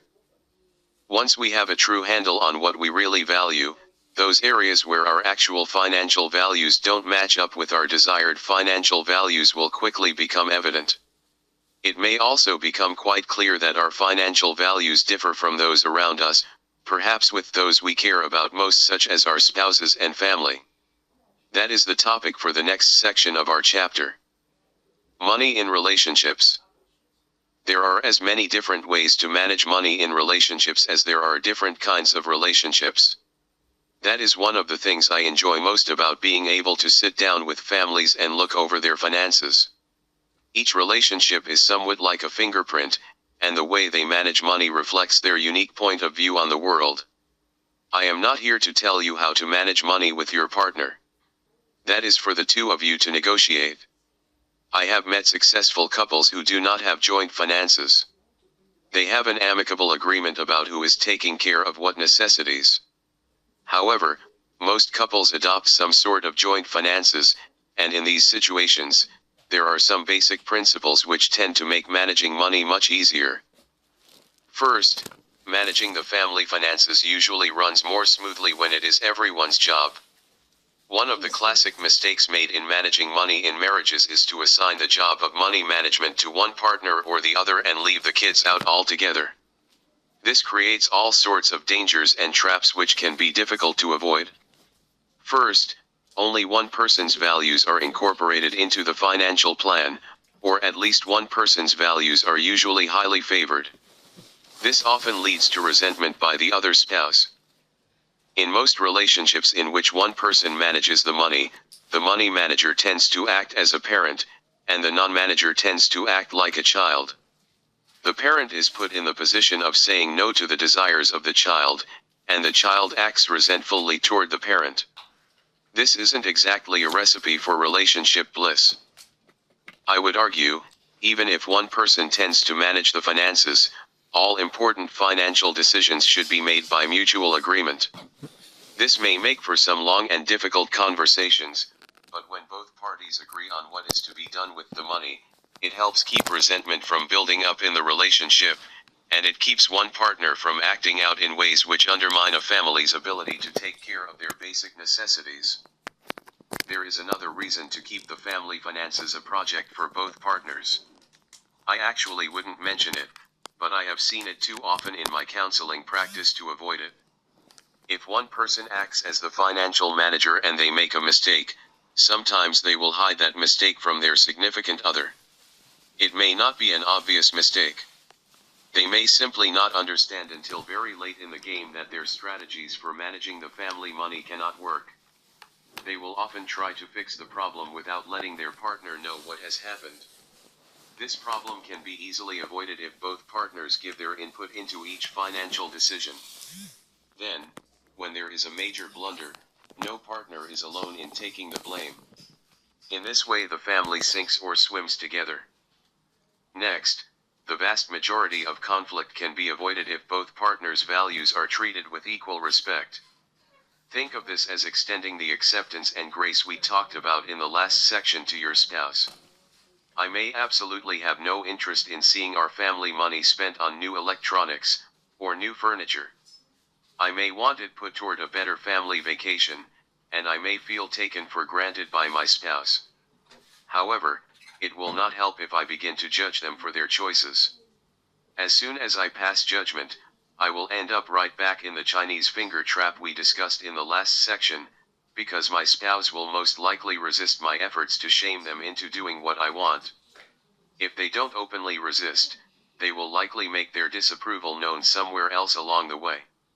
Acceptance and an attempt to understand will go a long way to keeping tough negotiations calm. If you believe your partner threatens the financial stability of the relationship with their spending, you will need to calmly ask them to examine their priorities. Then listen as they explain how they would accomplish their goal while protecting the safety of your household. You do not have to agree, and the most difficult financial negotiations happen here. If the two of you cannot agree, someone will have to compromise. For what it is worth, as long as both parties have negotiated in good faith, I believe it would be better to err on the side of caution when it comes to a family's financial stability. Disagreements may also arise because of a difference in priority when it comes to the money left over after basic necessities have been met. In the end, these decisions may come down to a serious horse trade or two in order to find a means by which both spouses can agree. For instance, if my partner wants to purchase a new iPad or another electronic gadget, I may ask for the same amount of money to go into the vacation fund, and that the planned trip to the Grand Canyon is extended by 1 day. Finding solutions which both parties see as equitable can be hard work, but it will really go a long way to both improving your relationship and keeping your family on track financially. In conclusion, it is much easier to manage a family's finances when both parties have adopted the same overall mission. To go back to the metaphor from the first chapter, it is very difficult to organize the strategies and tactics if the presidents cannot agree on what war they are to fight and what they want to accomplish. Helping partners adopt common financial goals is one of the reasons I am writing this book. My wife has noted, before we got our priorities straight when it comes to money we fought often, and our fights were almost never directly about money. Yet, after we got on the same page, 80% of our fights disappeared. Hard work here is worth the effort. As I said at the beginning of this section, there are as many ways to work with money in a relationship as there are relationships. But in my experience there are some ways which are more successful than others. Finding them and implementing them can be hard work. Remember, if you have joint finances, how your partner handles money can affect your ability to take care of the necessities of life. It is worth the effort to get on the same page. Banks, government, and other morality police. Before we move on from the topic of values, morality, and money, there is one other set of actors I need to mention. I have argued morality and money get all tangled up because the choices we make with our money are one of the truest measures of our actual values, and conflict often arises when we wish we valued something different. In order to begin to change the way we spend our money, we need to recognize and accept our current value system and how we use our money to support that value system. Once we accept our current system, it becomes much easier to change it and adopt a more useful set of priorities. It is worth taking a moment to remember there are those who do not want us to get our financial priorities straight, because it doesn't serve their interests. In the last chapter, I pointed out how a company's existence depends upon removing enough money from your pocket to keep them profitable. If they cannot accomplish this goal, they will cease to exist. Worse yet, publicly traded corporations have the express goal of maximizing the profit they make from you in order to give that profit to their stockholders. Companies will not hesitate to use shame, fear, and even morality to convince you to purchase their product. Listen to the traumatized children in any radio ad for OnStar, and you will quickly understand just how a company will go to get you to purchase their product. As a dad, I always want my children to be able to get help in an emergency. Don't I have a moral and ethical duty to purchase OnStar for them? Aren't I a failure unless I protect them with this necessary product? Nonsense, but very emotionally effective. The effect is all the more jarring because I am usually listening to my radio, and sudden vehicle is invaded by a traumatized child and 911 operator. I cannot say I haven't had an adrenaline rush listening to these actual calls. Frankly, I find that kind of marketing offensive, and being a bit of a rebel, I have decided I will never purchase OnStar until they quit interrupting my drive with an unwanted rush of fear. Your bank has no scruples regarding how they play on your emotions and sense of duty either. Their obligation is to their stockholders, not to your wallet, and their main product is debt, a product that is never good for your financial health. Banks are not your friend, and in the last few years they have stooped pretty low to convince you to keep purchasing their product. There are numerous ways in which banks attempt to keep you from changing your value system and financial goals. This isn't the time to go into all of them. I think you will begin to see them when you understand how high the stakes are for the bank. However, two different tactics are worth mentioning in the context of a conversation regarding values and morality, because they are such explicit attempts by financial institutions, companies, and the government to keep you from adopting healthy financial goals. Perhaps the best way to state this is to state it bluntly and then take some time to unravel the threads. Just do me a favor and practice that skill of reserving judgment before you slam the book closed in disgust. Here goes. No individual has a moral obligation to pay any of their bills. Now please don't misunderstand, I think you have all sorts of good reasons to pay your bills, including your own integrity. Let me be clear, I want you to continue to pay your mortgage if you can, as long as your mortgage serves the best interests of your family. However, the moment that mortgage interferes with your duties to your partner or your children, you have a much higher obligation to put their interests above those of the bank. This may mean that you choose to stop paying your mortgage and allow your home to be taken by the bank, which is their right.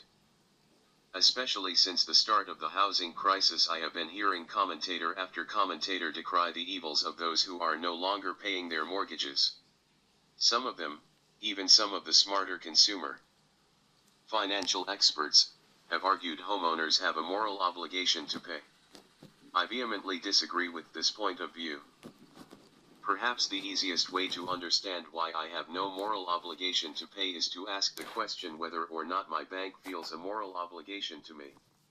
What will happen if, through no fault of my own, I am no longer able to pay my mortgage?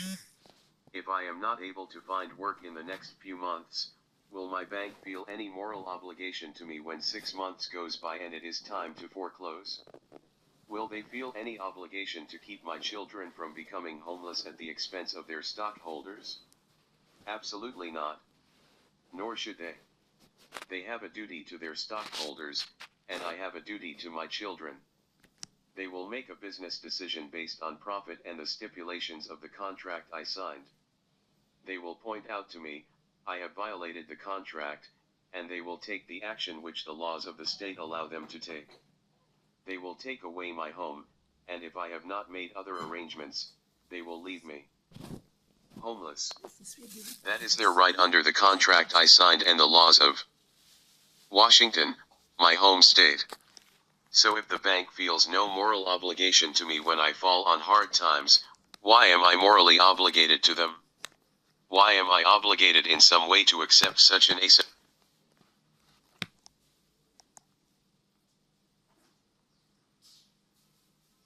Let me put this plainly, if the bank feels no moral obligation to me, but rather only a contractual obligation, then I have no moral obligation to them either. I have a contractual obligation to the bank. That contract states the consequences for me if I break it, and the bank is free to execute the consequences accordingly, but I have no obligation to them beyond that contract. I do, however, have a deep moral and ethical obligation to my partner and my children. If paying my mortgage is no longer in their best interest, then I have a duty to stop paying my mortgage and accept the consequences.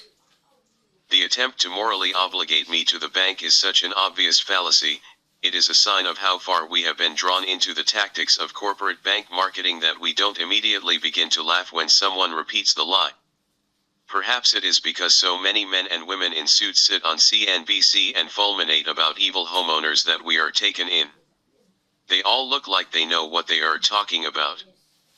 The second area where banks have been very successful in convincing us to morally obligate ourselves to them has been through the credit score system. I cannot tell you how many clients walk into my office and tell me proudly, they have never been late on a payment to their credit card company.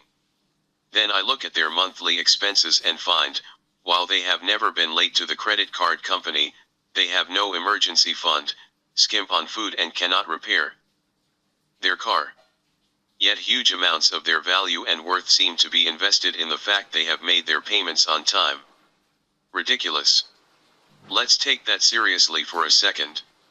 If the goods and services you purchase with your money are a true reflection of your values, then a person who pays their credit card before feeding themselves has been so hijacked by bank marketing and scare tactics they actually value the bank's interests more than their own health and that of their family. This kind of thinking needs to stop.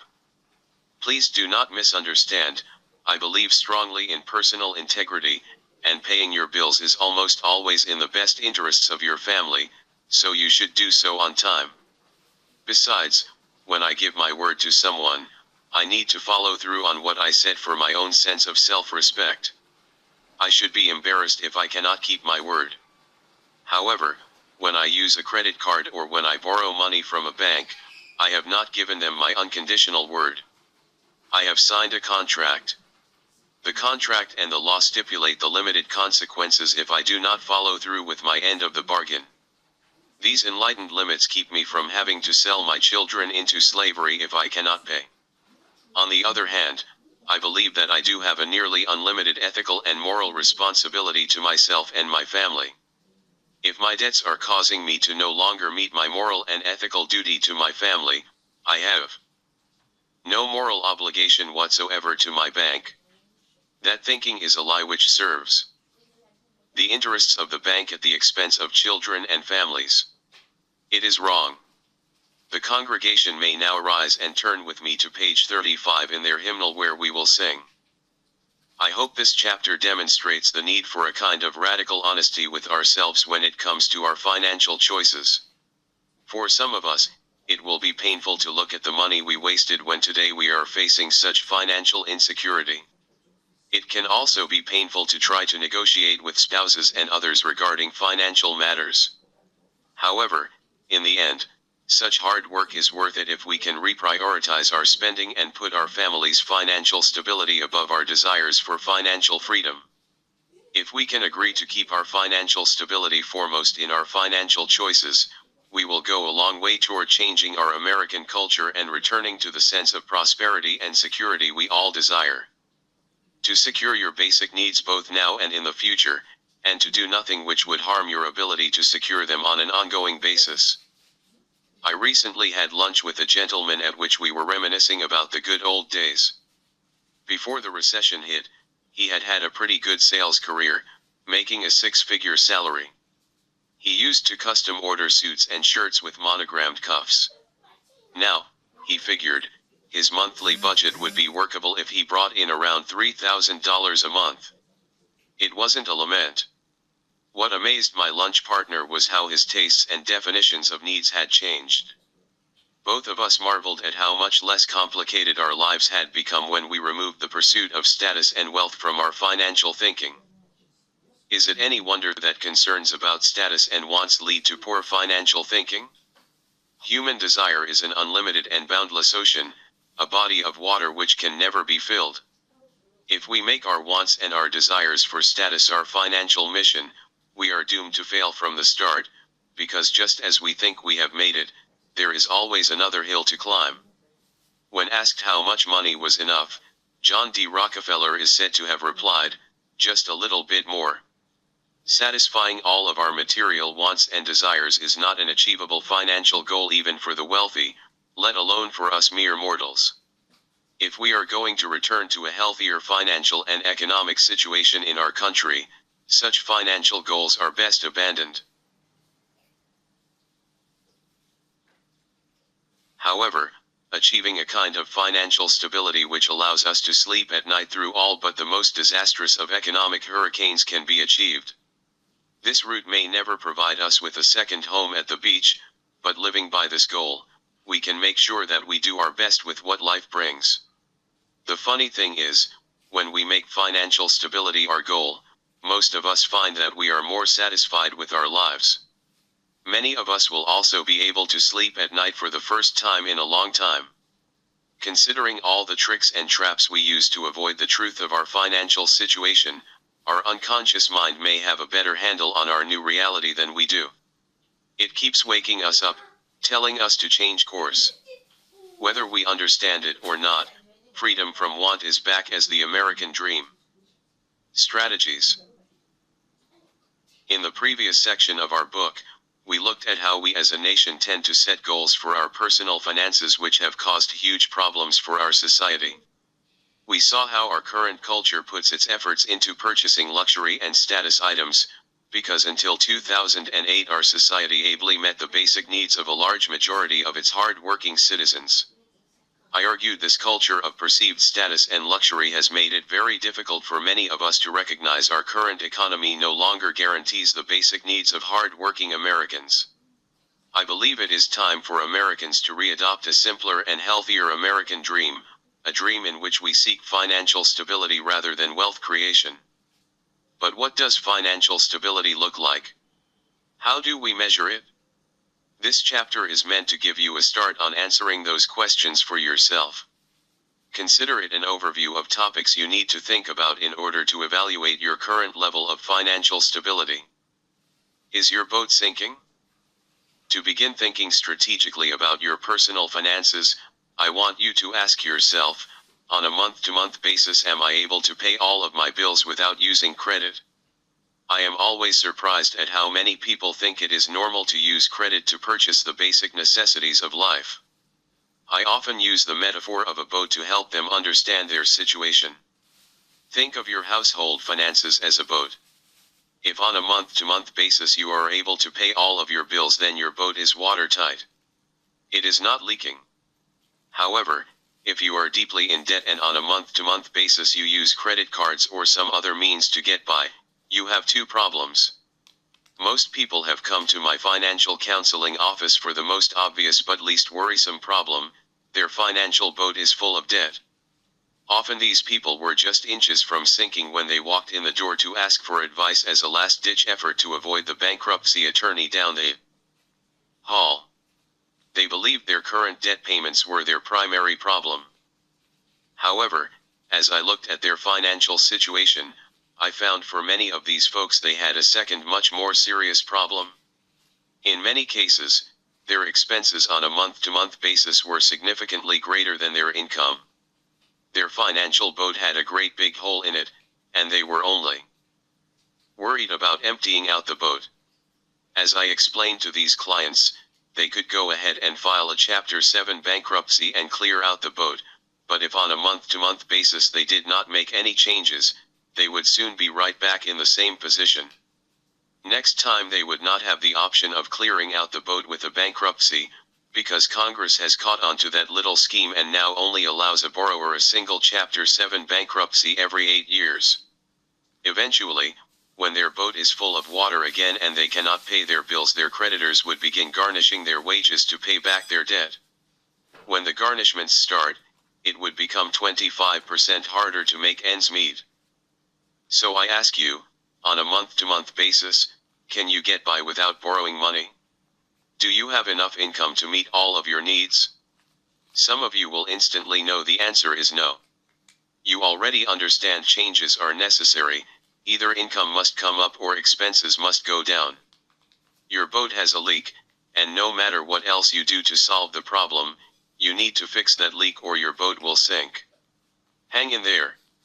There is a way forward even if you cannot see it yet. Some readers will confidently answer yes, and some of them will be right. But are you sure?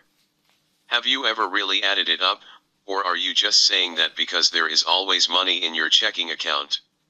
At the beginning of a downward debt spiral, there is always money in the checking account because the debt service payments are not yet big enough to be a problem. Yet when you add up your expenses and include those items you purchase on credit, you may very well have expenses that outstrip your income. So again I ask, do you really know whether or not you are making it on a month-to-month basis? Some of you will be shocked to find out the answer is no. Still another more interesting group will answer, I don't know. This is the group that needs to spend some heart-to-heart with their bank statements and credit card bills. At least you are honest about your denial. You have that going for you. That is better than the people who say yes but have never really looked at it. However, any kind of progress you hope to make toward financial stability requires you to know exactly where you are financially at all times. For those of us who are facing real financial hardship, accurate knowledge of our weak financial situation can be very frightening. Believe me, I personally understand. It terrifies me to know that as I write I have no reliable means by which I can continue to pay my mortgage. But if I am going to make good decisions about where I put my scarce dollars, then I better know exactly what kind of dangers I am facing and make sure my money goes to those needs. Don't worry, I won't leave you high and dry. In the tactical section of the book, we will deal with practical and simple ways to know exactly how much money you have at any moment in time, and they don't include writing down all your expenses every month. Right now, all I want is for each group to recognize that finding financial stability is impossible if you have a monthly budget which requires you to borrow money to live. It just won't work. In order to accomplish our goal of financial stability, one of our strategic plans must be to live without using debt for regular monthly expenses, except in extreme emergencies. So what are your basic necessities anyway? Our culture of status and luxury has warped the meaning of the word need like no other. All of us, not just our children, are prone to see our needs in overly broad terms. For those of us trying to adopt financial strategies which lead toward financial stability, it is a worthwhile exercise to consider just what goods and services we should prioritize with our limited resources. In order to avoid all the excesses of the word need, let's step out of our financial thinking for a moment and start with a bit of a blank slate, shall we? What must human beings have to continue to live? Proper food and water, clothing, shelter, and air come to mind. So far the last one remains free. Although I am sure that if your local government could find a way to tax the oxygen you use, they would. However, human beings must work to acquire each of the other three basic needs: food, clothing, and shelter. In fact, almost all human effort since the dawn of our species has been spent to support these three needs. Take a moment and see again the picture I presented earlier. You are standing with your last month's pay in hand, looking out over all the landscape, and in front of you are all the goods and services you could purchase with your money.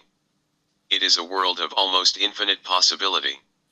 If you seek to fulfill your mission of increasing your financial stability, you need to find ways to direct your finite money toward those goods and services which assist you in providing for your basic needs, before allowing it to slip away toward your wants. Only after you have purchased the goods and services necessary to provide for these needs on an ongoing basis do you have extra money in your budget. I want to emphasize, securing your basic needs does not only mean you purchase food, clothing, and shelter themselves. You also need to purchase those items which assist you in securing your basic needs. The most obvious example in our society would be transportation. Most of us are not able to walk to work, which means that we need to purchase some form of transportation in order to be able to continue to earn money. Other examples of goods and services which support the core needs of a human are items like electricity and natural gas, both of which play a huge role in nutrition and warmth. Once again, each household's situation is unique, so what you purchase in order to provide food, clothing, and shelter may be very different than what other people purchase. There are no right or wrong answers here. Just keep in mind, financial stability requires you to secure your basic necessities before you spend money on other items. Protect your future stability.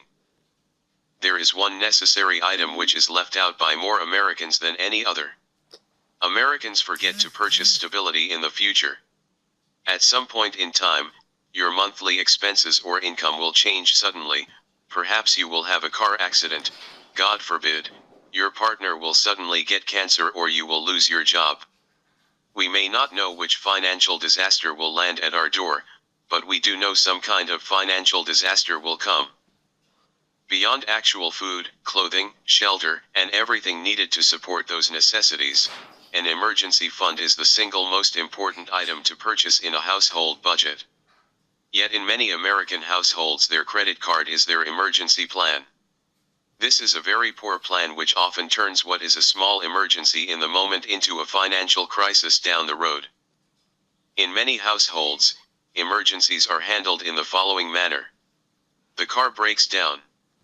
The repair costs $600. Since the household has no savings, a credit card is used to pay for the repairs. A typical payout at a reasonable 12% interest rate, using minimum payments, would take nearly 5 years to pay off and cost around $170 in interest. If your interest rates are at a penalty rate of 21.9%, you would pay nearly $459 of interest over 6 years, making the actual cost of the car repair over $1,000. Multiply this figure by several times each year, and it becomes clear, many American families are losing hundreds of dollars each year on emergency interest alone. Now imagine what happens to a family with no savings if someone gets fired or laid off. How will they afford the extra credit card payments each month? With an all too common large-scale emergency, things quickly spiral out of control, and the family suddenly faces some very tough choices, like giving up their home or filing for bankruptcy. Now what happens if the same family prepays for their inevitable car repair or lay off with savings?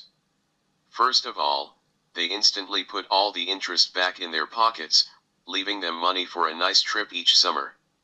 More importantly, the emergency does not automatically change their monthly expenses. Next month they don't have any extra payments. Between these two items, they have a much greater financial stability than the household which has no savings and uses its credit card for an emergency.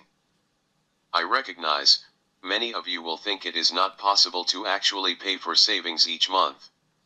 You will say that your budget can't handle it. For some of you this may be true. There are times where you may not be able to put any money aside.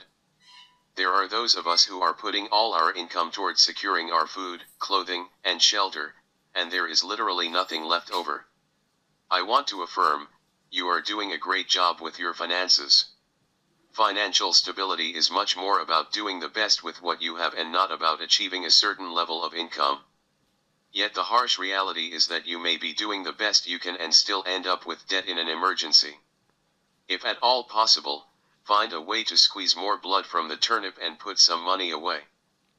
However, for most of my readers this isn't the case. For most of us, we are happy paying interest and ignoring our need for savings. We happily pay a $200 cable bill and pay for unlimited data on our cell phone without hesitation and don't put anything away for the future. We pay extra on our credit cards each month because we want to relieve the pressure, but we don't put any money away. Then when the next emergency comes, we use our credit cards again. What a vicious cycle. For the majority of us, the reality is, we can afford savings. We just don't want to change our lifestyle in order to have better security. In that case, we need to quit saying we can't afford to save and be more honest with ourselves about what we truly value. I will give you a hint. If you are paying for cable and not saving for an emergency, you value cable more than you value your ability to pay for food, clothing, and shelter for your family. A financial roadmap. Financial stability isn't so much about how much income you make or whether you rent or buy your home, and you may pursue financial stability with all your might and still take steps backward at times. Financial stability comes from doing the best with what you have. On the other hand, pursuing financial stability isn't a hindrance toward building wealth either. On the contrary, by taking care of first things first, you are much more likely to build permanent or semi-permanent wealth than your neighbor, who pursues a wealthy lifestyle right out of the gate. A wealthy lifestyle without savings is like a house of cards balanced on the head of a pin. So what should we do with our money when we have purchased our food, clothing, shelter, transportation, emergency savings, paid all the rest of the bills, and we have something left over? Without a plan for our extra money, it is likely to be blown on consumer goods without protecting our stability in the future. This will just lead to trouble down the road when an emergency comes. We need a financial roadmap, a lifelong strategic plan which can provide a compass point toward which we march. We need a path toward stability. The basics of this plan come from the radio personality and author Dave Ramsey. I have already mentioned that I respect Ramsey's work. His principles are right. Yet he still tends to think like someone who always has a surplus. For instance, on his monthly budget form he places both charitable giving and savings above food, clothing, and shelter. I disagree here. In reality, your basic needs come before savings. If I differ from him, it is because I write as someone who has worked hard but isn't wealthy. Those of you who are familiar with his work will recognize these as his baby steps. I have adjusted them to reflect the differences in the way I think. Your financial roadmap. Step 0. On a monthly basis, make sure you are not spending more than you earn. Make sure your boat is not leaking. Step 1. Secure your basic needs, food, clothing, and shelter. Step 2. Create a $1,000 emergency fund. Keep this money in a cash-based account such as a money market fund or savings account. Step 3. Pay off all debts as fast as possible, other than your home. This includes student loans, medical bills, and credit cards. Step 4. Increase your emergency fund to 6 to 10 months of your basic needs. Step 5. Begin saving 15% of your income for retirement. Step 6. If so desired, save for your child's college education. Step 7. Pay off your mortgage early. Step 8. Express your values with your money. You have taken care of your responsibilities, now be who you were meant to be. One of the tricks to using this plan is to recognize that you will go back and forth between the steps many times over the course of your life. For instance, let's say that you have built your $1,000 emergency fund and then have begun to hammer away at your debt. It feels great to be making progress, doesn't it? But then a car repair or a medical bill suddenly takes your $1,000 and cuts it down to $200. You then need to move backwards from step 3 to step 2 and replenish your emergency fund before you pay anything more than the minimum required on your credit card debt. In this current economy, there will be many families, like my own, who will bounce back and forth between steps 0 through 3 of this plan. It may take years to get to step 4. This same back and forth may continue for much of your life. You may be toward the end of paying off your mortgage early and be suddenly laid off. You quickly trim the budget and, for the next 11 months, you look hard for work. Welcome to the Great Recession. In order to cover your now reduced monthly expenses, you worked through about half your emergency savings when you add it to your unemployment. So what happens when you finally take that new job with more responsibility but at 70% of the salary you had before? Pay cuts, just another wonderful benefit of our current job market. The simple answer is to look at where you are on the steps above and move back to the step which is not longer completed, complete it once again, then move forward. In many cases, this would mean placing retirement spending on hold, and telling your teenager he gets to consider studying harder for scholarships or to go to community college, while you work to bring your emergency fund back up to full strength. I have found no better roadmap to bring financial stability to a household. It is simple, clear, and precise, but it isn't the end-all and be-all of financial thinking either. Perhaps you could do better, or you like a different plan.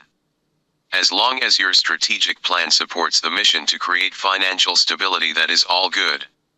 By far, the most important point in this section is to have a plan. If you do not have a plan for your surplus income, you may soon find yourself with wonderful new furniture but no home to put it in. Families who use these 8 steps as a financial roadmap have a great shot at making strides toward financial stability.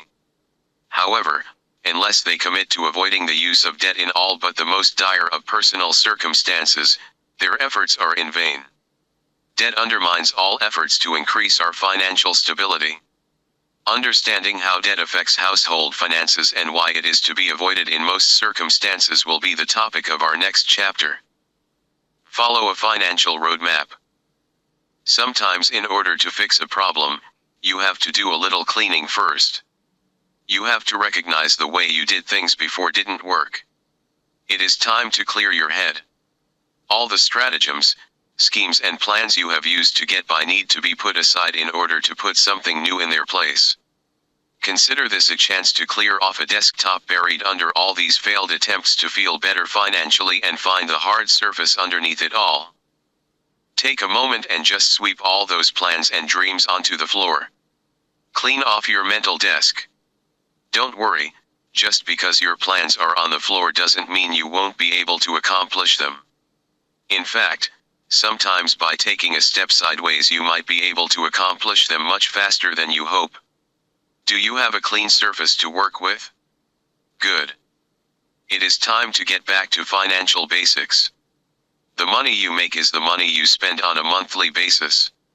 Spend it on meeting your immediate needs first. Then use your surplus to secure your basic needs in the future. It is that simple. A financial roadmap is a vital tool to keeping us on track over the long term. Here is the irony: the more dedicated you become to taking care of first things first, the more money you will have left over each month to do the things you want to do, including all those plans you just swept onto the floor. So I may be pushing our military metaphor a bit too far here, but, in certain ways, a credit card reminds me of a nuke. As a refresher, let me remind you we have been looking at useful strategies to implement in order to help us all achieve the mission of financial stability. In military thinking, the president determines the mission, and the military decides on the strategies necessary to accomplish the mission. The daily activities they use to carry out their strategies are called tactics. This kind of thinking makes almost all weapons tactical. They are the means by which the military implements their strategies. Then there are nukes. There are some nukes which the military considers tactical. They are intended for use on the battlefield in order to help fulfill a tactical purpose. These tend to be smaller nuclear weapons. Yet most nukes are so powerful, to use them goes well beyond any tactical purpose and becomes a military strategy in itself. They are called strategic weapons.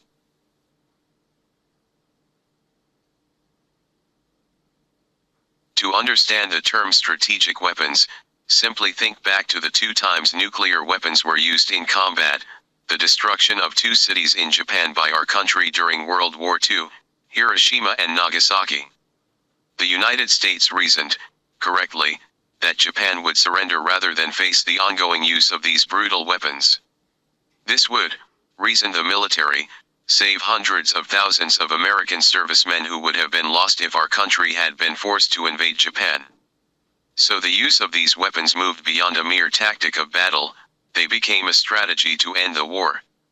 The use of a nuke to accomplish the president's goals became a strategy in itself, thus the term strategic weapons. problem with nukes and other strategic weapons is they come with all sorts of crazy consequences which are not very healthy for the planet or the soul of the nation which uses them. One teensy-weensy example would be the callous deaths of hundreds of thousands of civilians along the way to accomplishing the surrender of Japan. All of these features of a nuclear weapon tend to remind me of credit cards and other consumer debt products. Credit cards in particular have the power to instantly change any financial situation and make it feel better for the cardholder. If I don't have enough money to pay my phone bill, pull out the credit card. If I don't have enough money to pay for food, pull out the credit card. If I cannot live without spending at least $900 on Christmas gifts each year, pull out the credit card. Around $900 is the average amount families in the United States report spending on Christmas presents. In fact, credit cards are so powerful at changing any financial decision-making process. For most American households they are no longer even considered a tactic to be used at the appropriate time. Is there one? They have become a strategy used for survival. Yet they and other debt products have all sorts of toxic effects on our financial behavior. Worse yet, when a household begins to see them as necessary for everyday living, they shape and change that household's financial thinking in ways which are highly self-destructive. Credit cards and conditioning. Getting used to taking bad bets. The credit card is an amazingly efficient tool for changing our financial thinking and teaching us to take unnecessary risks, because the first bet rarely, if ever, goes bad. Since the first bet appears to have worked, we make another and another and another. After a while, we become conditioned to making bets with our money. Only after we have made many bets do we find ourselves in financial trouble. By that point, the better lifestyle the credit cards seem to provide is far out of reach because the debt service payments take so much of our income. However, to cure the problem we would have to adopt a lifestyle which is below even our current diminished expectations, and that is a bridge too far. We find ourselves afraid of doing without our debt, and our credit card has become a source of comfort and solace in our disappointment. It does amaze me how many people walk into my financial counseling office and have no concept they do not need to own a credit card. By the time they are in financial trouble, their credit card is such an ingrained part of their financial existence they are unable to remember life without it. They are terrified they will not be safe unless they have at least one credit card for emergencies. For many, their first credit card came when they were in college, and there has been no adult financial life without one. Like an abused spouse, they don't recognize that their credit card is the source of their misery. Instead, they feel emotionally attached to it. They get defensive and misty-eyed if I suggest they go without it. Come on folks, it is only a piece of plastic.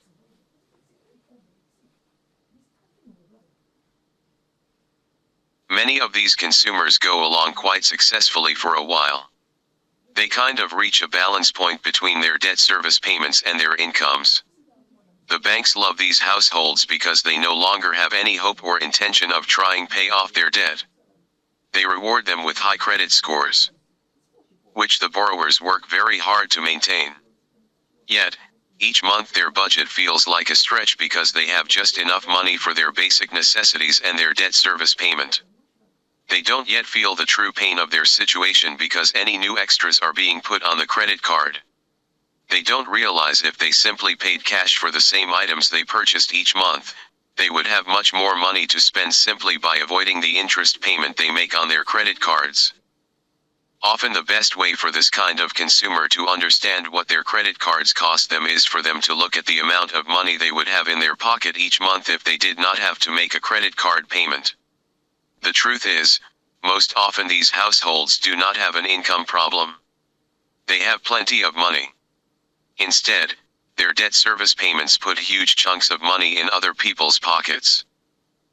Just for a moment, once again see yourself standing with last month's earnings in hand and all that you could do with those earnings spread out before you.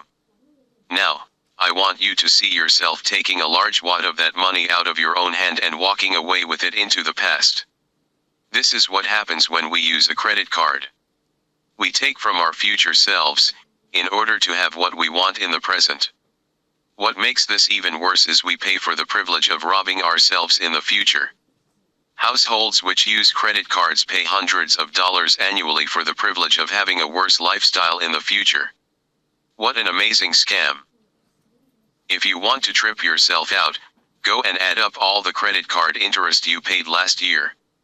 Then consider what kind of vacation you could have bought your family with that same money. As I said earlier, human desire is an unquenchable ocean. Once you let it control your finances, many foolish choices become possible. Leverage, the other side of the coin.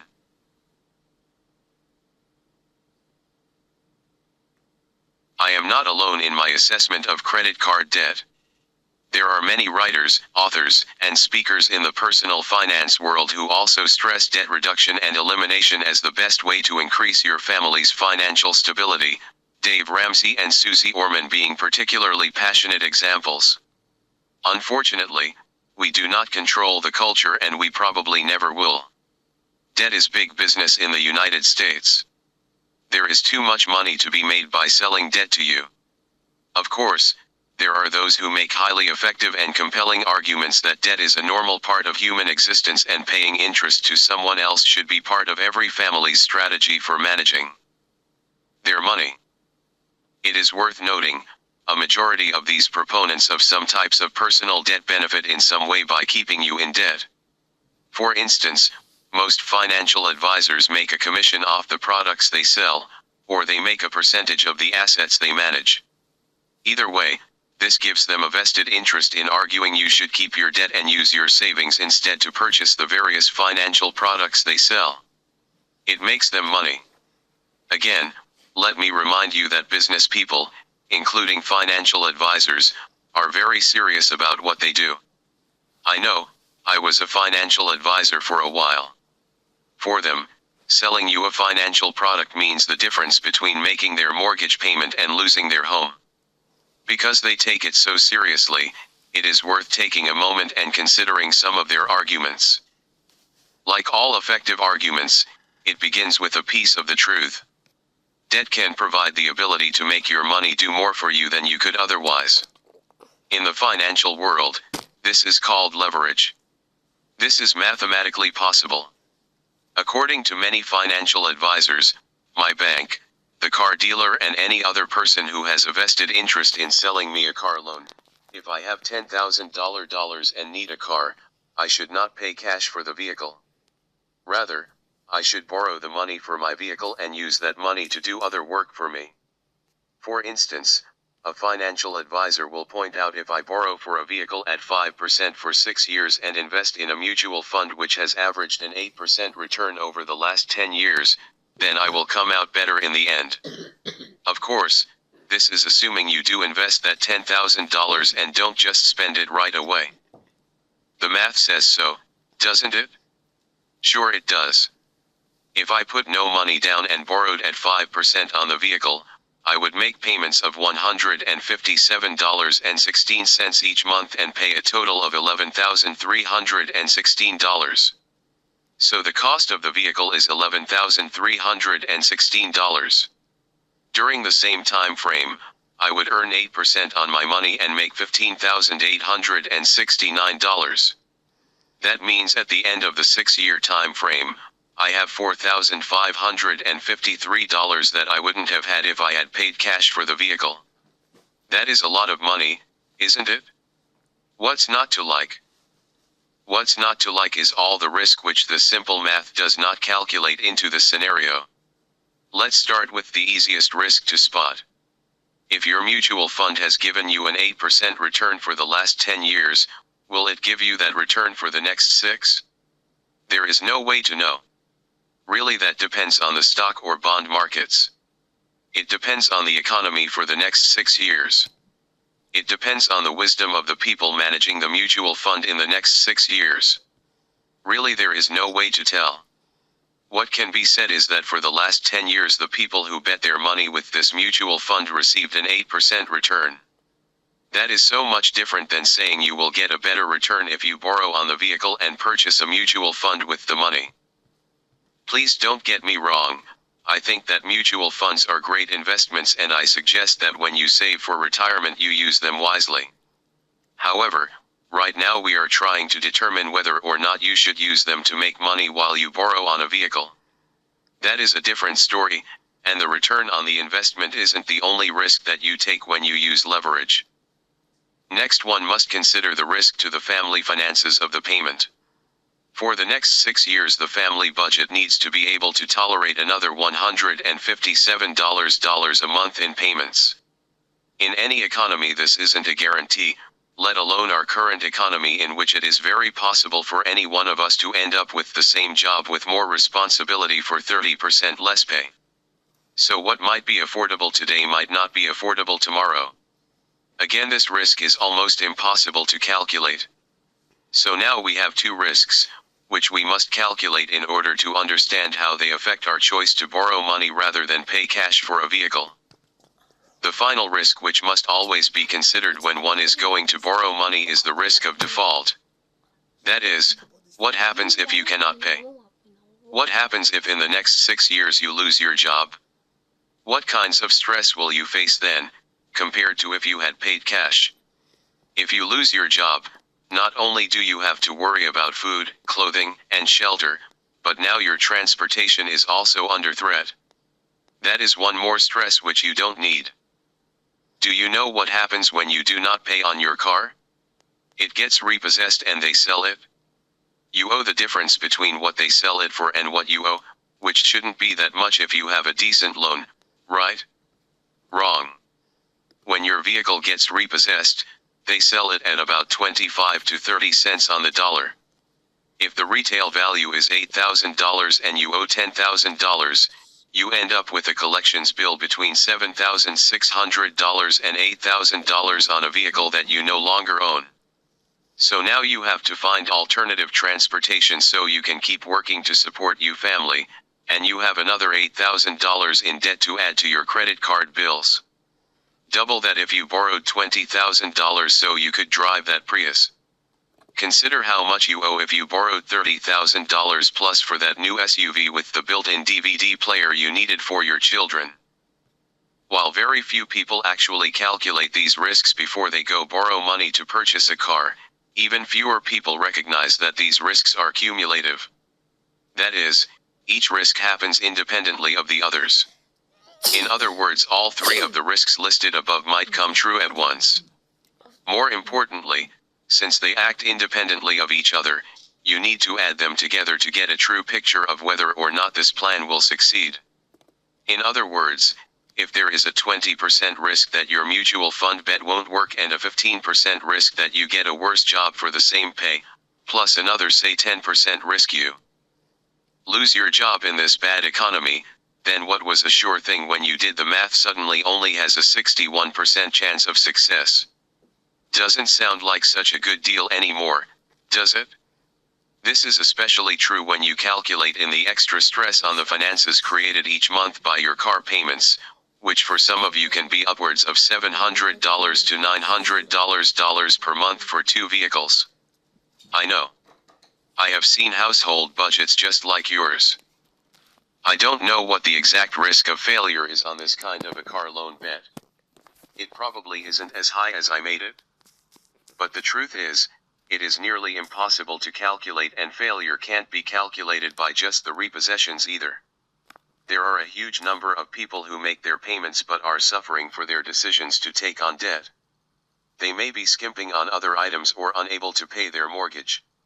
Or simply, their mutual funds may be way down while they are paying interest on the car. They have lost their leverage bet.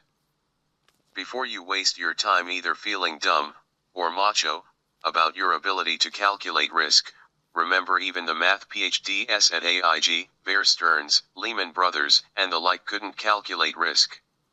They were making bad bets just like you and me.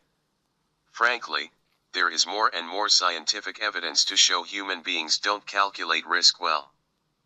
This is why I believe if financial stability is your goal, then debt should be avoided if at all possible. I would rather drive an old jalopy than borrow money for the status of having a car payment.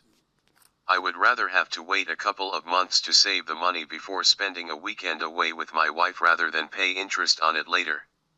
Don't get me wrong, I am not someone who is cheap. I love nice things, and I hate my 2000 Chevy Astro.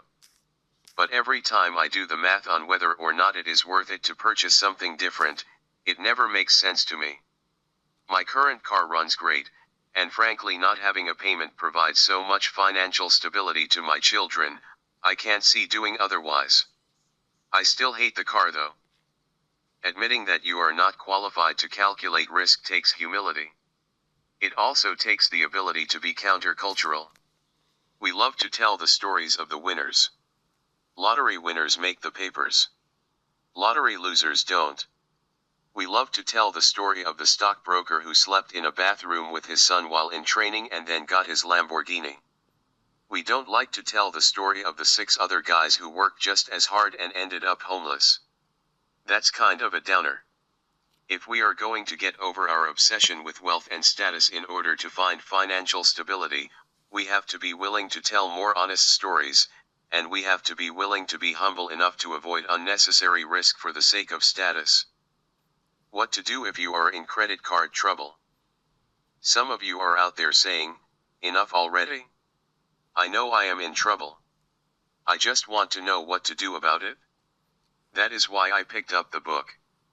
Thanks for your patience while I brought some of your fellow readers along. So what do you do if you find yourself in financial trouble? What can you do about your credit card payments? Once again, credit cards open you up to a lot of poor financial thinking, so one of the best things you can do is to slow down and think through your choices before you make any decisions. Quick decisions tend to be bad decisions. If you are serious about solving your problem, you must be radically honest with yourself. First off, you need to know if your boat is leaking on a monthly basis and how badly.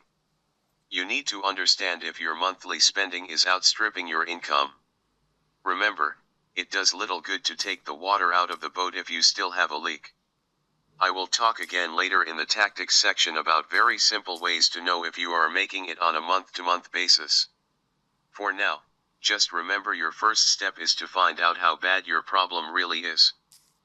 For many households, an analysis of income and expenses will reveal simple lifestyle changes which will take care of the problem.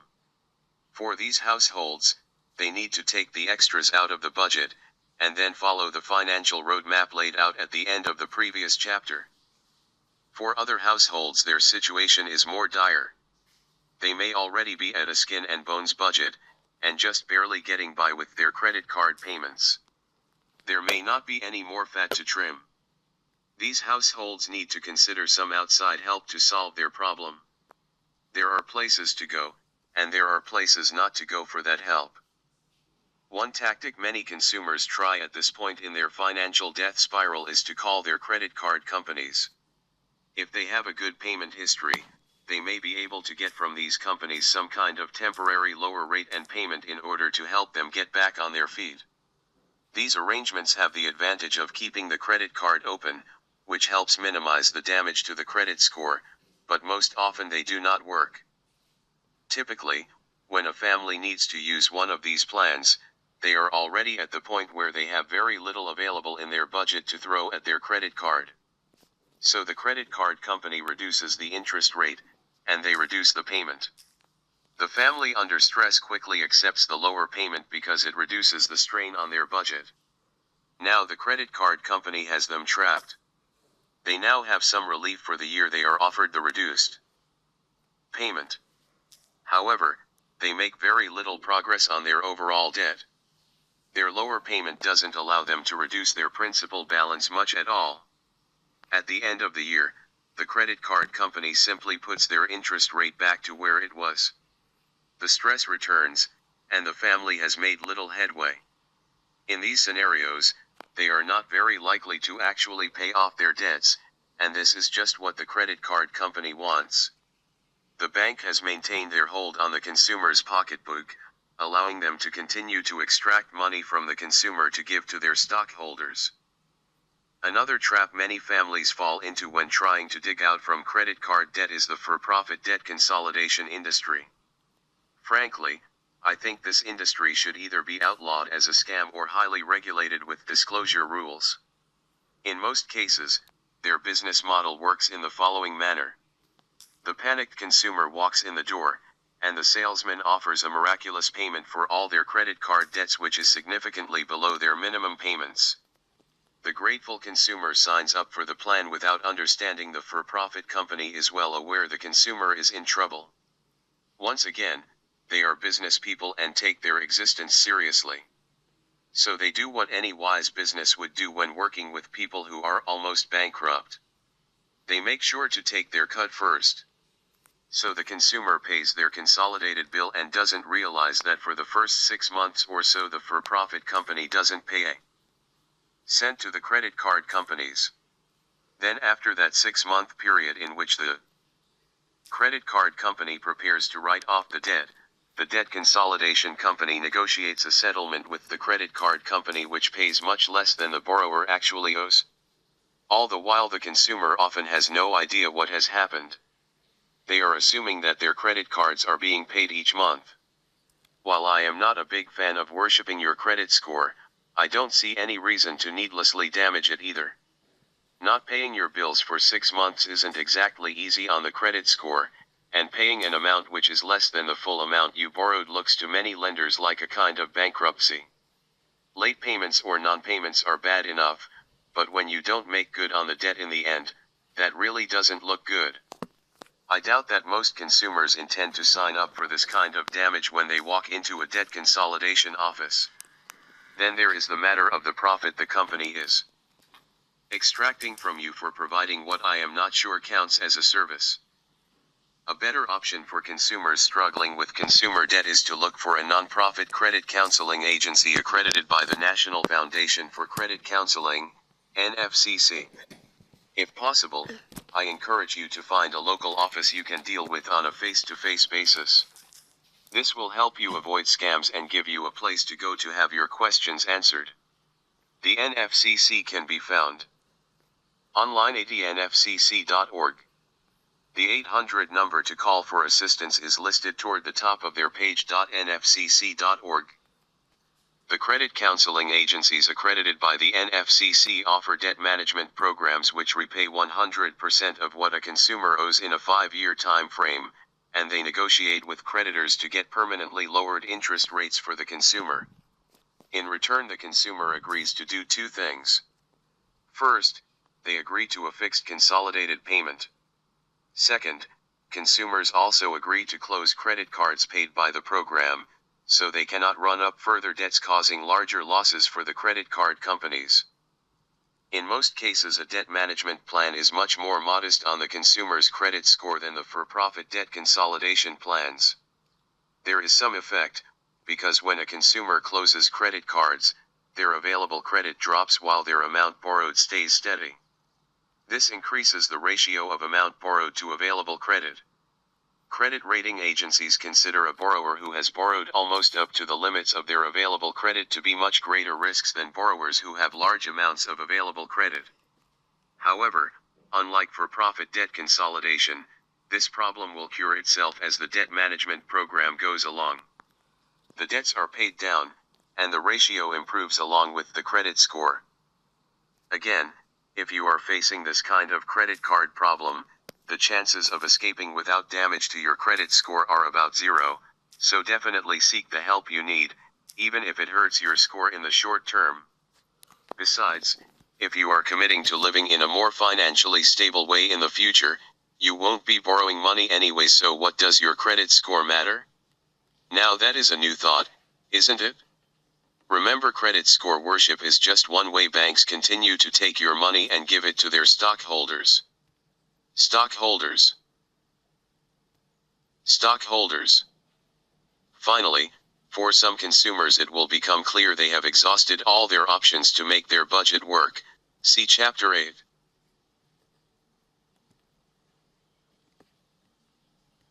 8. On a month-to-month basis they can no longer make ends meet. At this point in time, it would be wise for them to discuss their options with a bankruptcy attorney. Remember, like with any other good or service, You get what you pay for, so make sure you interview several attorneys and find the one who makes you the most comfortable. When it comes to legal matters, cheapest isn't always the best value. So is that end of the story about debt? Just don't, ever. Not quite. There are a few circumstances in which the leverage argument can make sense, and these will be the subject of our next chapter. For now, however, I want you to remember debt always adds uncertainty to any situation, and most often it makes you poorer in the future. So if our mission is to increase our stability, then in almost all circumstances debt should just be avoided. Inevitably the question arises, are there ever times when borrowing money might be okay? The short answer is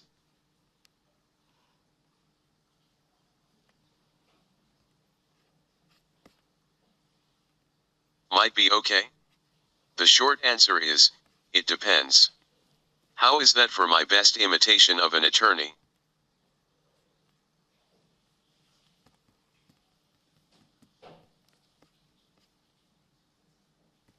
When I purchase a bond, I am betting the borrower will have the cash flow to continue to pay back their debt to me. Investments are risks. It is the risk in the investment which causes it to pay you more than you put in. The larger the risk, the higher the potential payout should be in order to compensate for the risk. If a debt is large but only offers small reward, then that debt is not worth taking.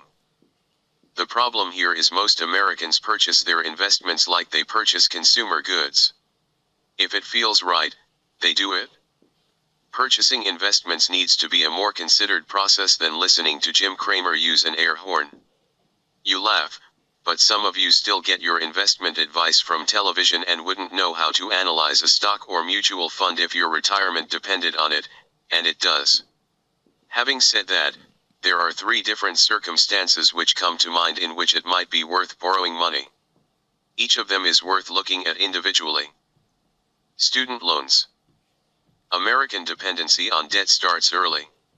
In fact, some of the very earliest decisions we make as young 18-year-old adults lead to massive amounts of debt which haunt many of us for decades. The decision to go to college can do more financial damage than any other decision a young person makes. Don't get me wrong, I think that college is a good thing if done properly. I just believe a bachelor's degree which comes at a price tag of $40,000 or $50,000 in student loan debt is not always a good value. The issues here are complex, and I am hesitant to try to set out principles which may or may not work in a given circumstance, but I am confident enough to say that student loans need to provide a clear return on the investment, because they will likely be the second largest debt a person gets in their life. On top of that, the federal government in its wisdom has declared, in most circumstances, a borrower cannot remove student loan debt with a bankruptcy, which means the student will have to pay it off no matter what their financial situation after they take the debt. Taken together, these facts show young adults need to start asking serious questions about the value of their student loan debt before they accept it. In a job market where wages are stagnant at best and more likely sinking, is it really worth it to go deeply in debt for a degree that doesn't offer a clear path to higher wages on the other side? With the rising cost of tuition and the rising amounts of debt taken per student, it is certainly time to have such a conversation. College teaches many valuable things which are not on the diploma. However, does a more expensive private college provide such a vastly greater number of these developmental experiences to justify the cost when compared to a significantly cheaper state school? Perhaps, but maybe not. Again, I don't think there is any easy answer here. That isn't the point. Rather, like in all our financial thinking, the question of the relative value of one type of college education and degree over another has not often been asked. A friend of my wife decided she was not going to borrow in order to get her teaching degree. It took her more years to complete than her colleagues, and she used a local state school to pay for her degree, so the degree has no prestige associated with it. Frankly, it left her lower on the totem pole when the downturn came. In the union-controlled, seniority-driven world of the teaching profession, she has struggled to keep a job as a middle school math teacher. However, she doesn't have any debt, and unlike many others of her cohort who do have debt, she doesn't have student loan payments to consider while looking for work. This is allowing her to get by while others flounder. Once again, debt, even good debt, always adds risks to any situation, and less risk is almost always the better way to go. Considering the value of a degree doesn't always mean cheaper is better either. If you know exactly what you want to do, if you have examined your field and know your degree will provide employment, if both of these are true and you get into an Ivy League quality school, by all means take the debt. These schools clearly offer intangible opportunities like no other, and in most cases the risk will be worth it. But if you are paying private school tuition to earn even a decent regional degree, I think you have to truly ask yourself whether or not the extra intangibles at such a school outweigh the extra debt compared to a state school. Again, I am not against a college education. I have a couple of degrees myself, both from private colleges. However, I do think with rising tuition and sinking wages, the question of value must come into play when we consider education for a young person. We can no longer take such questions for granted. There is one other quick thing I want to mention about school debt before moving on. The question of value is even more important for an adult. As a financial counselor, I have seen many adults come into my office saying they have been laid off, and they are now going back to school in order to get a degree because there are no jobs available to them. In many cases, they are using student loans to buy food, clothing, shelter, and transportation while they study.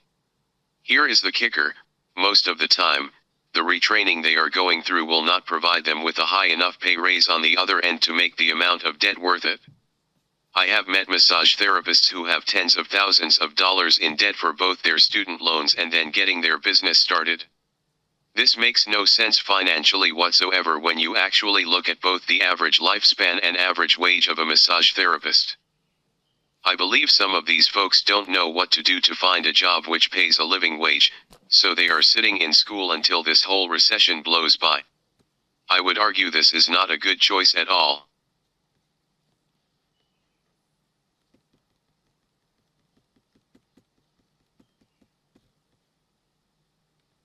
Diplomas and education are products like other products, and colleges are in the business of selling them, even if they don't serve your needs. They take their job seriously, and if they can entice you to plunk down 30 grand for a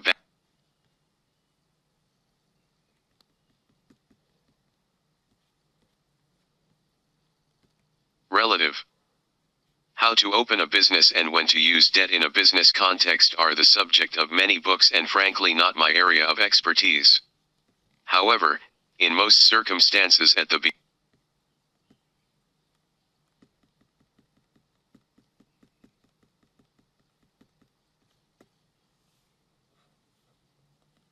growing feeling of dread, fear, and the knowledge you will have to tell your significant other. Compare that reaction to this one: I can't believe we have the money in the bank for this.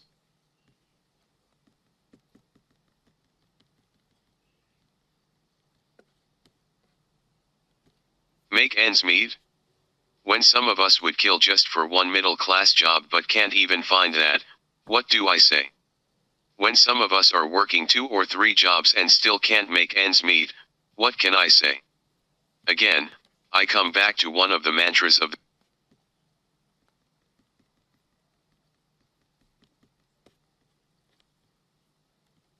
game. However, it will make it more difficult for you to determine just what you spent your money to purchase. If you have receipts, you will do better. If you don't have receipts, try to remember how much money you put in your wallet or purse over the last month and then try to account for where most if not all went. Please don't get too anal about this whole exercise. The goal here isn't to track our expenses down to the penny. Rather, I want you to know that you spend between $250 and $300 per month on gasoline, and that your bill for eating out was about $200 last month. So find the most recent copy of your bank statements and credit card statements, or go online and download them. If you use cash, find your receipts or make a list of all your cash purchases. Then take each item you purchased and categorize it for yourself. You get to make the categories. I don't make them for you. Now, even though you get to make your own categories, how you set them up will determine what kind of control and feedback you get throughout the month on your spending. So, I would suggest you try to be specific about your needs versus wants. For instance, many people include personal products such as makeup, hair care, and soap, as well as household products such as paper towels and napkins in the same category as groceries. My wife and I personally don't do this, because we are much more willing to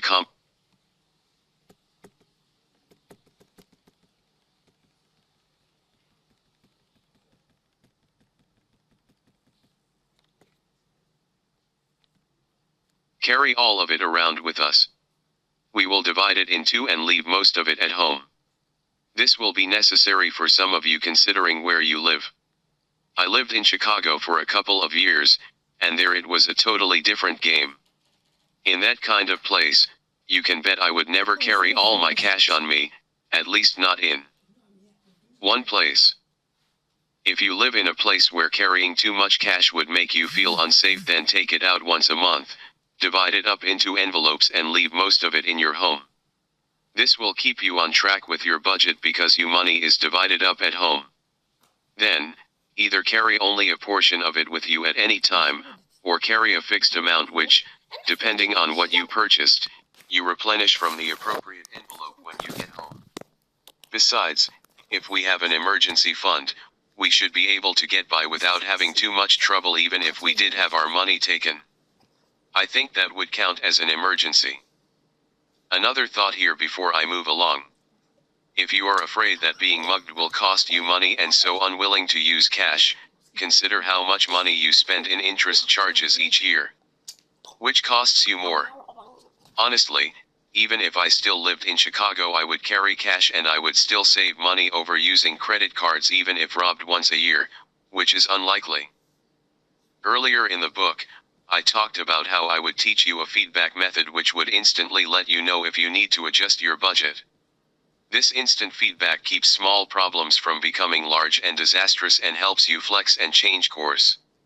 If you use cash for purchases, changing course and adjusting to unexpected expenses can be as simple as looking at your cash. If during the month the latest Middle East crisis causes gasoline prices to spike, and you realize that you are going to have a problem, you simply look at your available cash and take some from another category in which you have a little to spare and put it in your gasoline category. Hopefully you took that out of your pocket money or another luxury category, right? Remember the picture of you holding your monthly earnings in your hand as cash and looking out over a vast sea of possible goods and services? You didn't think I meant that literally, did you? I did. Planning your cash flow. One last thought on spending your money before we move on and conclude. My wife and I have been so dedicated to this idea of working on a monthly budget, we have managed to get ahead.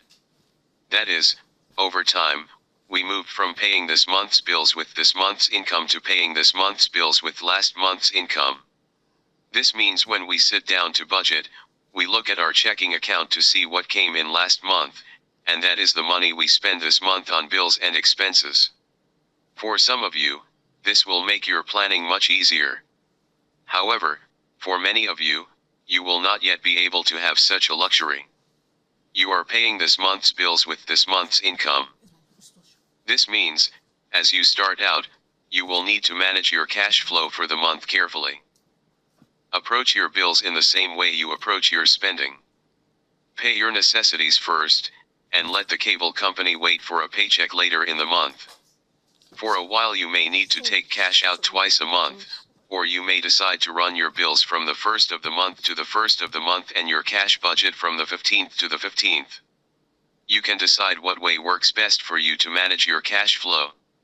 Just be aware that over time, it makes it much simpler if you pay double on a bill here or there to get ahead. Then you can work on a more solid foundation by simply spending what came in last month on the bills and expenses you have for this month. This provides some cushion and improves your financial stability by causing you to spend only money you have already earned, no more estimated commissions, just the amount which came in last month. Liberation through limits. When you take care of your necessities first, spending money can be quite liberating. When I was first learning these principles, I remember a Dave Ramsey fellow traveler telling me about how much joy he and his family had while taking a vacation to Disneyland with cash. There was no hangover when they came home. He simply went back to work and kept moving forward. However, what amazed him most wasn't that he didn't feel guilty when he came home, it was how much fun he and his family had on the trip. Sure, they had to make some tough decisions. They packed their own food and drove down instead of flying, West Coast folks. They had to make some decisions along the way about what they wanted to do with their limited resources because they could afford to do everything they wanted to do. However, they involved their children in those choices, and the family made them together. What made it so great for him is that he didn't have to sweat spending the money, like he usually did on a vacation paid for with a credit or debit card. He knew that every expense had been accounted for before they left. Previously, when they traveled on a credit card, both he and his wife were afraid of every purchase they put on the card because they knew they couldn't pay for all of their spending when they got home. It wrecked all the fun because he felt anxious about the money the whole time he was away. Not a great way to relax on vacation, Ed. Why doesn't he just take his smartphone along and answer all his work emails every day? You do that on vacation? Seriously. However, when he budgeted for that vacation, he had much more fun even though he was making more decisions and limiting his choices based on his money. He was freer to be himself because he only purchased what he could afford, and it made him a better dad because he was less worried and irritable. He found he greatly increased the value of his vacation through financial limits. Putting limits on your spending and changing the way you spend money doesn't just help with big items. I remember what it was like not so long ago when my wife and I would go shopping for groceries. We would go with some kind of vague idea of what we had available for groceries for the week. We tended to use that quickie math system I talked about earlier, in which you simply subtract the bills from whatever is in the checking account and spend the rest. The problem was we never knew just how much we had to spend. This would lead to lots of little squabbles as we shopped. She would put a block of cheese in the cart, and I would worry that we were spending the money we needed to set aside for the power bill or pay overdraft fees. I would put a 6-pack of microbrew in the cart, and she would just shake her head no. I live near Portland, Oregon. What can I say? I am a beer snob. Inevitably we would end up in a crunch, because we had spent the power bill or received an overdraft. Notice, and the accusations would fly, well if only you hadn't. I swear these fights were so regular you could have set your clock by them. The funny thing is they seemed to magically disappear when we started living off a zero-balance budget. I trust my wife, I really do. And if she thinks we can afford that block of cheese or steak, then you won't hear me saying anything. I don't worry about what we spend on groceries and other items throughout the month, because I know that the electric bill has already been accounted for in our budget. Spending cash has been absolutely wonderful for creating trust in our relationship. For us, getting our priorities right and focusing our efforts on taking care of our basic needs first has paid both huge financial and personal dividends. Accepting limits, articulating them and living within them, has truly made what has been a difficult 4 years into something not only tolerable but worth celebrating. I cannot wait to see what our future holds. Putting the pieces together. Book-length ideas can be difficult to remember. Often there are too many useful nuggets to hold onto all of them and my brain says, chuck it all, and forgets everything, or I end up remembering just a few bits and pieces. I really don't want that to happen in this case. Wrapped up in the persuasion, asides, and ridiculous opinions are a few essential arguments which tie the chapters of this book together, and if you are willing to implement them, they provide a guide to surviving financial rough times. Time and again, I have watched families who need to change the way they live become overwhelmed with everything they are supposed to do and fail to make any changes at all.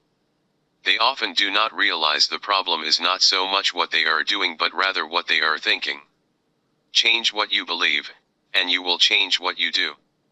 Often for these families, it just feels easier to give up and allow the financial crisis they have created to take its course. In the short term it seems to work, and it is much easier. Unfortunately, if you abdicate your responsibility to live your own life, there really is no out for your humanity. Once you give in, you end up in a cycle of financial failure, which if taken to an extreme can destroy your ability to act independently. It has effects which last generations. I know, I have seen the damage such thinking can do to families. I have seen it in my own extended family. In my counseling, after observing such defeatist thinking, I began to use the classic military model of war planning to help organize my advice into something more than useful nuggets. It provided a strong thread on which to hang our thinking about financial matters. Thinking this way helped me to put all the pieces together in my own life and organize my activity toward a goal that made sense. Making sense of the whole plan has helped me keep going when I wanted to quit. Each dollar I held in my hand now had a purpose. They existed to express my values. Suddenly, I had a defined mission and path to a financial goal I could reach no matter what the economy created for me. Here then is a short summary of my financial plan. I hope it helps. If you follow it, I know what a difference it can make for you. Right now, I am right there with you scraping to get by. Stand with me. Don't forget, the 1930s came to an end, and when this passes, we will be a better people for it. Good luck, and don't give up. Your financial mission. To secure your basic needs both now and in the future, and to do nothing which would harm your ability to secure them on an ongoing basis. 3 strategies to accomplish your mission. 1. Follow a financial roadmap. 2. If at all possible, live without using debt. 3. Live below your means and save the rest for a rainy day. A financial roadmap which supports your mission. Step 0. On a monthly basis, make sure you are not spending more than you earn. Step 1. Secure your basic needs, food, clothing, and shelter. Step 2. Create a $1,000 emergency fund. Step 3. Pay off all debts as fast as possible, other than your home. Step 4. Increase your emergency fund until it reaches 6 to 10 months of your basic needs. Step 5. Begin saving 15% of your income for retirement. Step 6.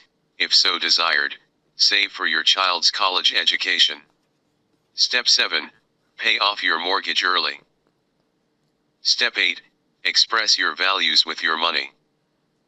Tactics which bring your strategies to life. Live by a zero balance budget, created at least monthly. Use cash whenever possible to avoid busting your budget. Many thanks for reading my book. I am very grateful for your support of my writing. I am a full-time writer and blogger living in Vancouver, Washington. I am an author of both nonfiction and fiction, as well as a contributor to the Geek Dad blog. On Wired.com, I write on a wide range of topics. When not waxing poet icon various aspects of fiscal responsibility, I tend toward the geeky. You can find more information about the things I have published below. When not poised over the keyboard, I love to spend time with my family. I am married to an angel, Jaylene, who has taught me more than anyone else about true mercy and compassion. We are the parents of 3 wonderful girls. As a group, we like swimming at the local pool, gardening, reading aloud, playing piano, and beating each other soundly at whatever tabletop game is handy. I always love to hear from my readers. If you enjoyed the book, the best way to give me feedback would be to post a review on Amazon.com. You can email me @erikwex@gmail.com, or track me down on Twitter, @erikwex. You can find out more about what I am currently writing audiorequests@gmail.com. There you can sign up for my monthly newsletter. If you are interested to see what else I have published, check out my authors page on amazon.com. How to manage your money when you don't have any. How to manage your money when you don't have any, workbook, coming 2013. The Hoa and Condo Association Board Members Survival Guide. How to protect yourself and the association, coming 2013. Brody, Hope Unconquered. A Pax Imperium short story. Moonrise. A Snowball's Chance in Hell, Volume 1, coming October 2012. Adrift. A Snowball's Chance in Hell, Final Volume, coming 2013.